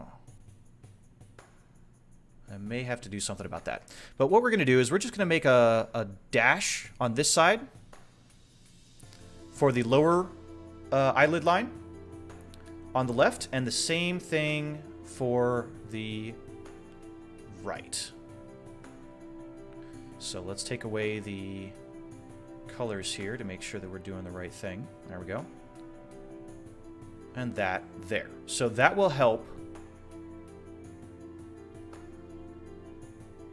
in the long run to make it look like this character actually has eyelashes, even when the eyes are closed. There we go. So then we can take those lines away to show the way that the character will look like most of the time, which is eyes open, mouth closed.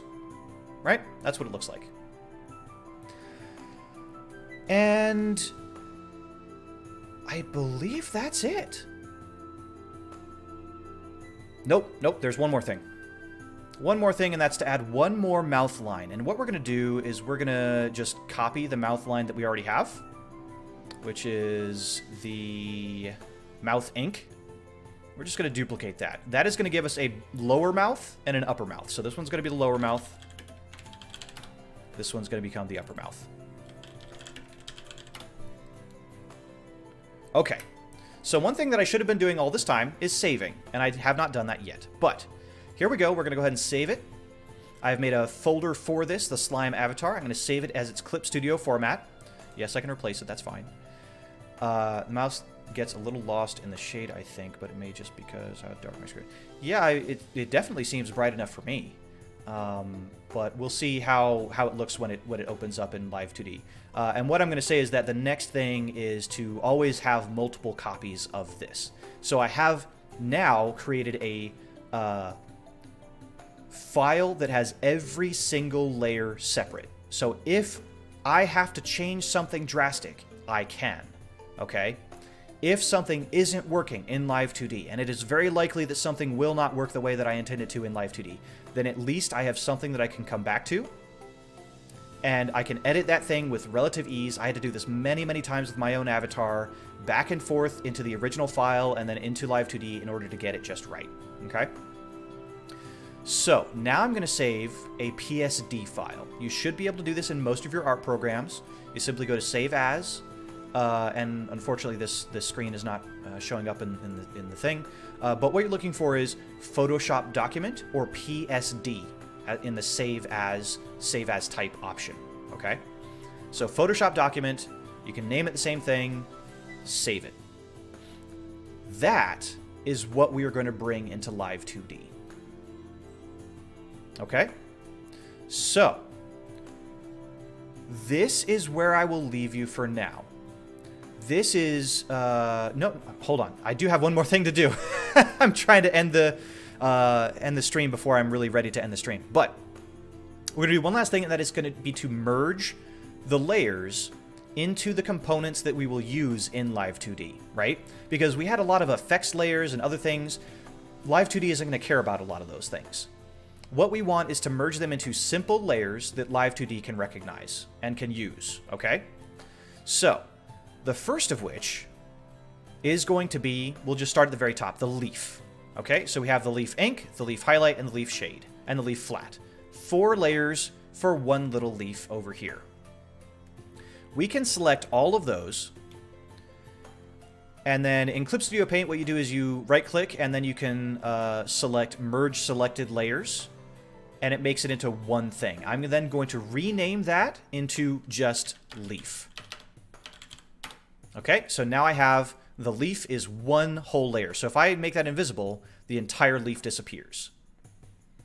All right, we're going to do the exact same thing with the twig now.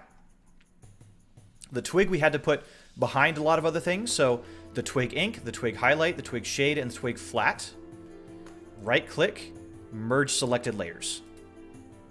And then we can rename it twig.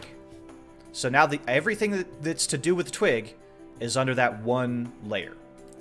I'm also going to merge the grass into that as well, because it's going to be the same feature. And this is going to be very, very simple, so I'm just going to go ahead and merge the grass into the twig. No big deal. Okay. Now things are going to get a little tricky, because we have a couple of effects that are going to be on different layers and things like that.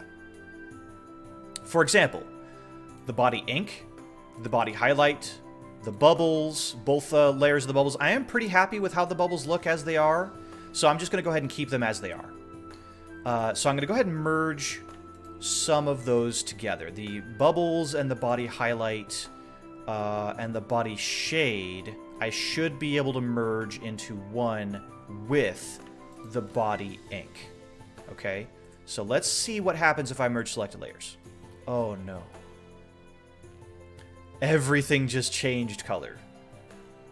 The reason this happened is because we don't have the body flat with those layers. So let's undo that and see what else we can try. This is where you have a chance to fiddle with where these layers are going to be and what works and what won't. Okay? I want to merge these things down as far as I can so that I have an easier time in Live2D and a simpler time. The free version of Live2D has limited parameters, limited numbers of deformers that you can use, and so on. So let's go into the eyes instead. Let's start with there.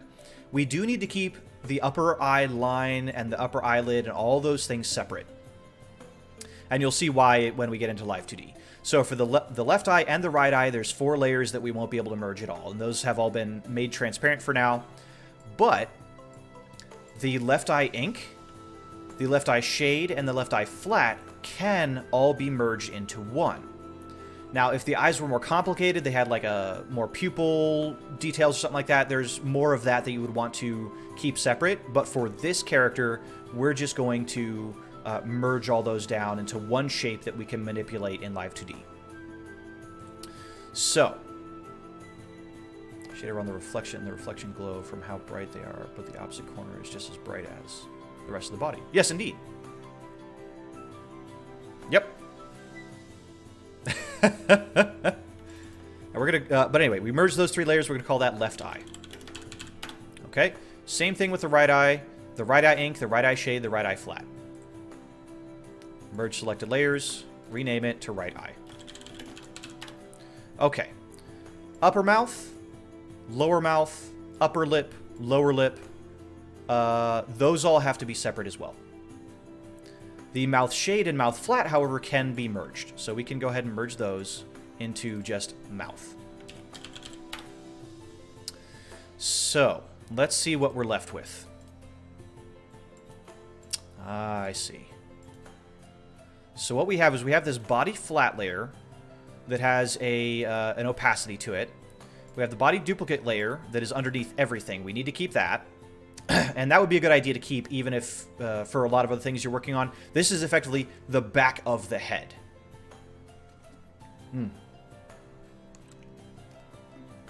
My throat is getting a little bit hoarse, so I won't be able to stream for much longer, but I'm going to try to finish this bit. So, how can we make it so that this does what I want it to do?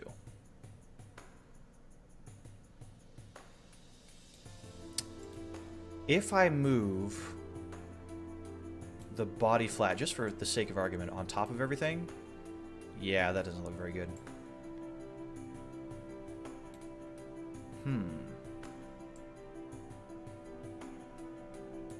So I may have to change the shade after all, because it does need to be, all of these details need to be below the eyes and the mouth. So let's take that, the body shade, bubbles, the body highlight, and the body ink, and let's go ahead and move those back down below the eyes and the mouth and see what we can do. Because otherwise we won't be able to merge them properly, and it will look very odd. So let's go ahead and bring these details back. Now, why did that do that? I found a small glitch.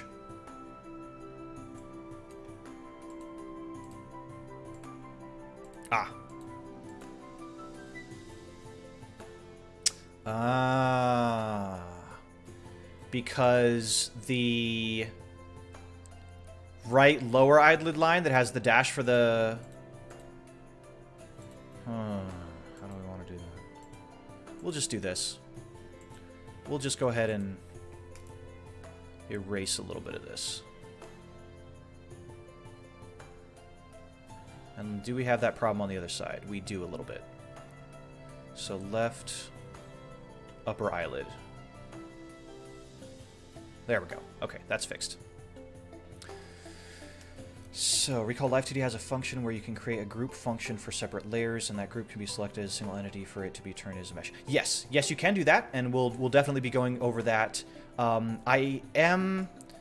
We could try to do this two ways, where we either have all of these effects layers separate. The issue is that some of these effects layers are glow or multiply. While Live2D handles multiply, it doesn't handle some of those other ones. So it would end up looking quite mushy. But let's see if we can alter the shade in a way that looks decent. What we're going to do is we're going to take the mesh transform again and see if we can't... Actually, let's start with the regular transform just to shrink it a little bit. And I'm going to try to bring it over to the side here.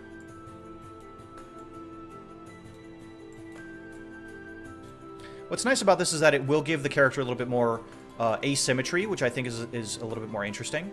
But I want it to look good. And then we can do the mesh transformation, and we can see if we can't bring this all in far enough. Whoops.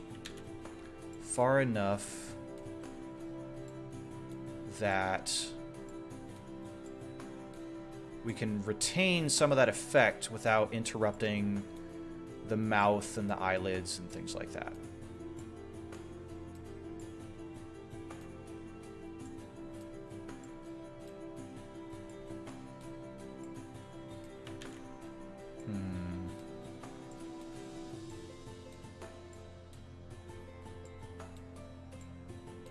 Just pulling it all in. What you also have to consider is that in order to make it look like the head is turning, we will need to be able to move the mouth around. So even if we did something like this, that's not really a fix that I like.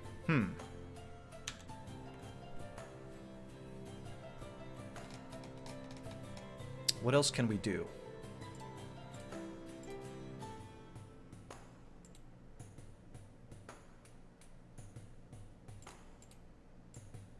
What else could we do to make this work? Is this is a multiply layer? So, you know what? The body shade could... What would that look like above some of these other things? You know what? That's not bad. Actually, yeah. So we can keep the body shade where it is. This is the trial and error. Yeah, so we'll keep that at the top. Because it's a multiply layer, we can keep that where it is.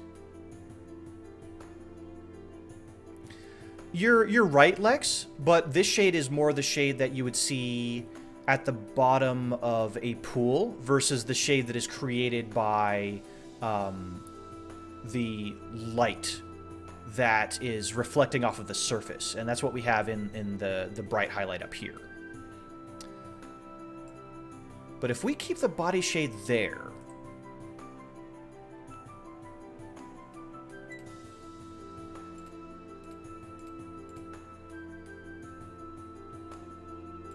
then I bet you know what? That would be fine because it is a multiply layer. The other effects, however, will need to be merged down.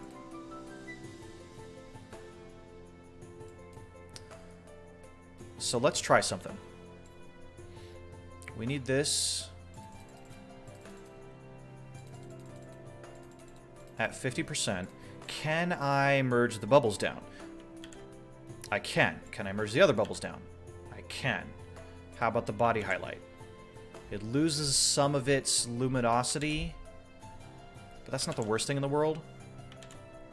Because it goes from add glow to not. But if we reduce the... That's better. Okay. And then the body ink can be part of that.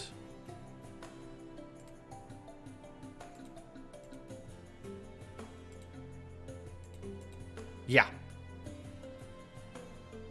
Good. Okay. All right. You know what? We did it. We did it. It may not be perfect. You know, exactly what we were going for. But we do have all of the layers that we wanted merged are merged. Minus one, which was the shade, which is a special case at the moment. But that's okay, because it can be a special case. I don't know if it works like Fire Alpaca, but I usually add all of them into a single folder and merge the folder to retain the effects such as luminosity, etc. I probably could do that. The issue, again, is that anything that is not... what it's going to do when I move it over into a Photoshop document is that it's going to retain all of the data in the Photoshop document, but then when I put that into Live2D, it loses all those luminosity effects anyway. It just turns them into normal layers. So it's almost better if I just had colored it a certain way that had that same effect rather than trying to play with layer effects. So that's kind of on me. But I think that we have a cute slime character that we will be able to move into Live2D in part 2 and start rigging this up. This stream went a lot longer than I thought it would. I was hoping for like a 1 hour stream and it ended up being like 2.5 hours. But we have a cute character. I'm pleased with the result. It's going to be very interesting when we move it into the next stage. And we're going to have a fully rigged slime avatar in Live2D. And even though there was a lot of back and forth, let's recap, right? Let's consider the steps that we took. We inked it really quickly with an ellipse tool and some mesh transformations. We bucket filled all of the colors. We used some different effects on to create the bubbles and the grass and the shade. Most of the brushes that we used were just the regular pen and an airbrush. That's it. So 2 brushes could get you all of these effects. We did use the blur tool a little bit for the shade. That was probably the most advanced thing that we did in terms of brush work. We named all of our layers. We moved them into a position that works. And we have this file now ready to be imported into Live2D. So the last thing I'm going to do is go ahead and save as again. Slime avatar as a PSD, a Photoshop document. I'm going to add L2D ready to the name, okay? So that we know which file to work with. We're going to save that file, and we're done. We're wiping our hands of it, okay? I could fiddle with this picture for another 2 weeks and try to get every little detail exactly the way that I want it, but the point here is to show you that you could totally do this as well. You saw even I got hung up. I got hung up on the layer order. I got hung up on the how to do the eyes, how to shade, how to add different effects, you know, what color that I wanted to do, and that is all part of the process. If you are able to put perfect lines and perfect colors down all the time, you know, make sure that you sign up for Guinness World Records or something like that, because that's amazing. Even professional artists, they can't do that. But let's go over the layer order really quickly. We have the leaf is the first layer. Right underneath that is the body shade. Then we have the various eye parts. The line, the left upper eyelid line, then the left upper eyelid color. Then we have the left lower eyelid line and the left lower eyelid color. Okay, those are just to make the eye open and close when we get it into Live2D. Then we actually have the left eye, which is this shape here. Okay, same thing for the right eye. Then we have the upper mouth, the lower mouth, the upper lip, and the lower lip. And that's going to facilitate us being able to open and close the mouth. Then we have a body flat image that has some transparency to it, so that we can see that the stick is, the twig here and the grass are inside of the slime to give it that effect. Then we have the twig itself behind that layer. And finally we have the body duplicate, which is another copy of the same color, so that when we do move this beyond Live2D and into a streaming program, it is not going to have any difficulty with that. You won't see the stream behind it. That could be an effect that we could create later on, or if we fiddled with all of the settings. But that is the order of the layers, and that is going to be really important when we move this into Live2D. Okay? The only thing that's really different compared to other Live2D models is this body shade layer. Otherwise, all of this layer hierarchy, this layer order, would be otherwise the same for a Live2D model if you want to do a regular anime picture or something like that. Now, you'll notice that we didn't do hair, we didn't do eyebrows, we didn't do a nose. All of those things are extra features that you would have to do on a anime model or a human-like model, or even a model like me. I have a long nose and I have eyebrows and a crystal on my forehead. Those are all extra details that require more art meshes, more layers, and all sorts of things like that. I didn't want to overload you with details. When we take this into Live2D, I want to be able to say, this is what we're working with, have you follow along, be able to warp the object, make it look like it's moving, and create this avatar cleanly. So, does anybody have any questions before I wrap up? Does anybody have any final questions? I appreciate all of your compliments here, Lex and QB and Tia-kun and Sin and Caesar. I really thank you for being here. Let me know if you have any questions now, or if you don't type them fast enough by the time I end, throw them in the comments and I will answer them, I promise. So yeah, and then if you are watching this after the fact, thank you for being patient with me. I definitely want to send my appreciation out to you for bearing with me through this trial and error process. And I just want to make that normal, right? There are many tutorials out there, much shorter, snappy, quick, edited. This was a stream, okay? And if you're watching this after the fact, all of this happened in real time, of me going through this process of explaining what I'm doing and trying to guide you through it as best I could. I definitely appreciate that you guys got some information out of this. And I hope that this helps people in the future. I don't know how many people are going to see this in the long run. I don't know if this is going to help that many people, but I really just was passionate about showing that you can do this too, right? That's the point. You can do this too. It was a simple avatar that we've created that by the end of the next stream, part 2, which I'm probably going to do next week at some point, and that schedule will be on my Twitter account at @ArlickRiley. So watch out for that. But I want to be able to plug this into a program like PRPR Live and be able to start moving around with it and show you the full effect. So, thank you again. I see nobody has any questions. It looks great. I have no further questions. Thank you very much. Yeah, thank you guys. Thank you guys for sticking with me. I really, really appreciate it. Having company has helped me move this along. It doesn't feel like I'm broadcasting to an empty room. It definitely helps you guys being here. And thank you. I appreciate that, Sin. I appreciate that compliment. I try to keep a chill atmosphere. We had an issue in a Minecraft stream where I think somebody was trying to be aggravating, and I keep this air of professionalism. I'm a dragon. I need to be a representative of my kind, you know? I need to show that not all dragons are mean, nasty gold hoarders.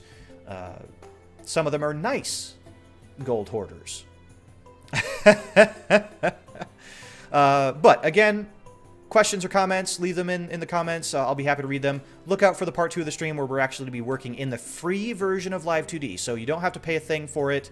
You'll be able to work with what we have, I hope, and we'll figure out how to make this work and move and become a little bit lifelike. A little bit lifelike. That's what I'm looking forward to. Thank you once again. I can't thank you guys enough, but I look forward to seeing you in the next stream. Tomorrow, I will be doing a stream for Minecraft. It will be in the VCraft server. I'm going to be collabing with Enob the Chitter. We're going to be probably working in the Nether or doing some other shenanigans in there. And then on Thursday, I have another stream in the in my regular survival world, and that is going to be where I start getting my enchantment set up. They will likely not be long streams because my throat is feeling a little bit hoarse, so I'm going to get some medicine for it, and hopefully we'll be able to handle those just fine. But thank you once again. Farewell, my friends, and I look forward to seeing you very soon.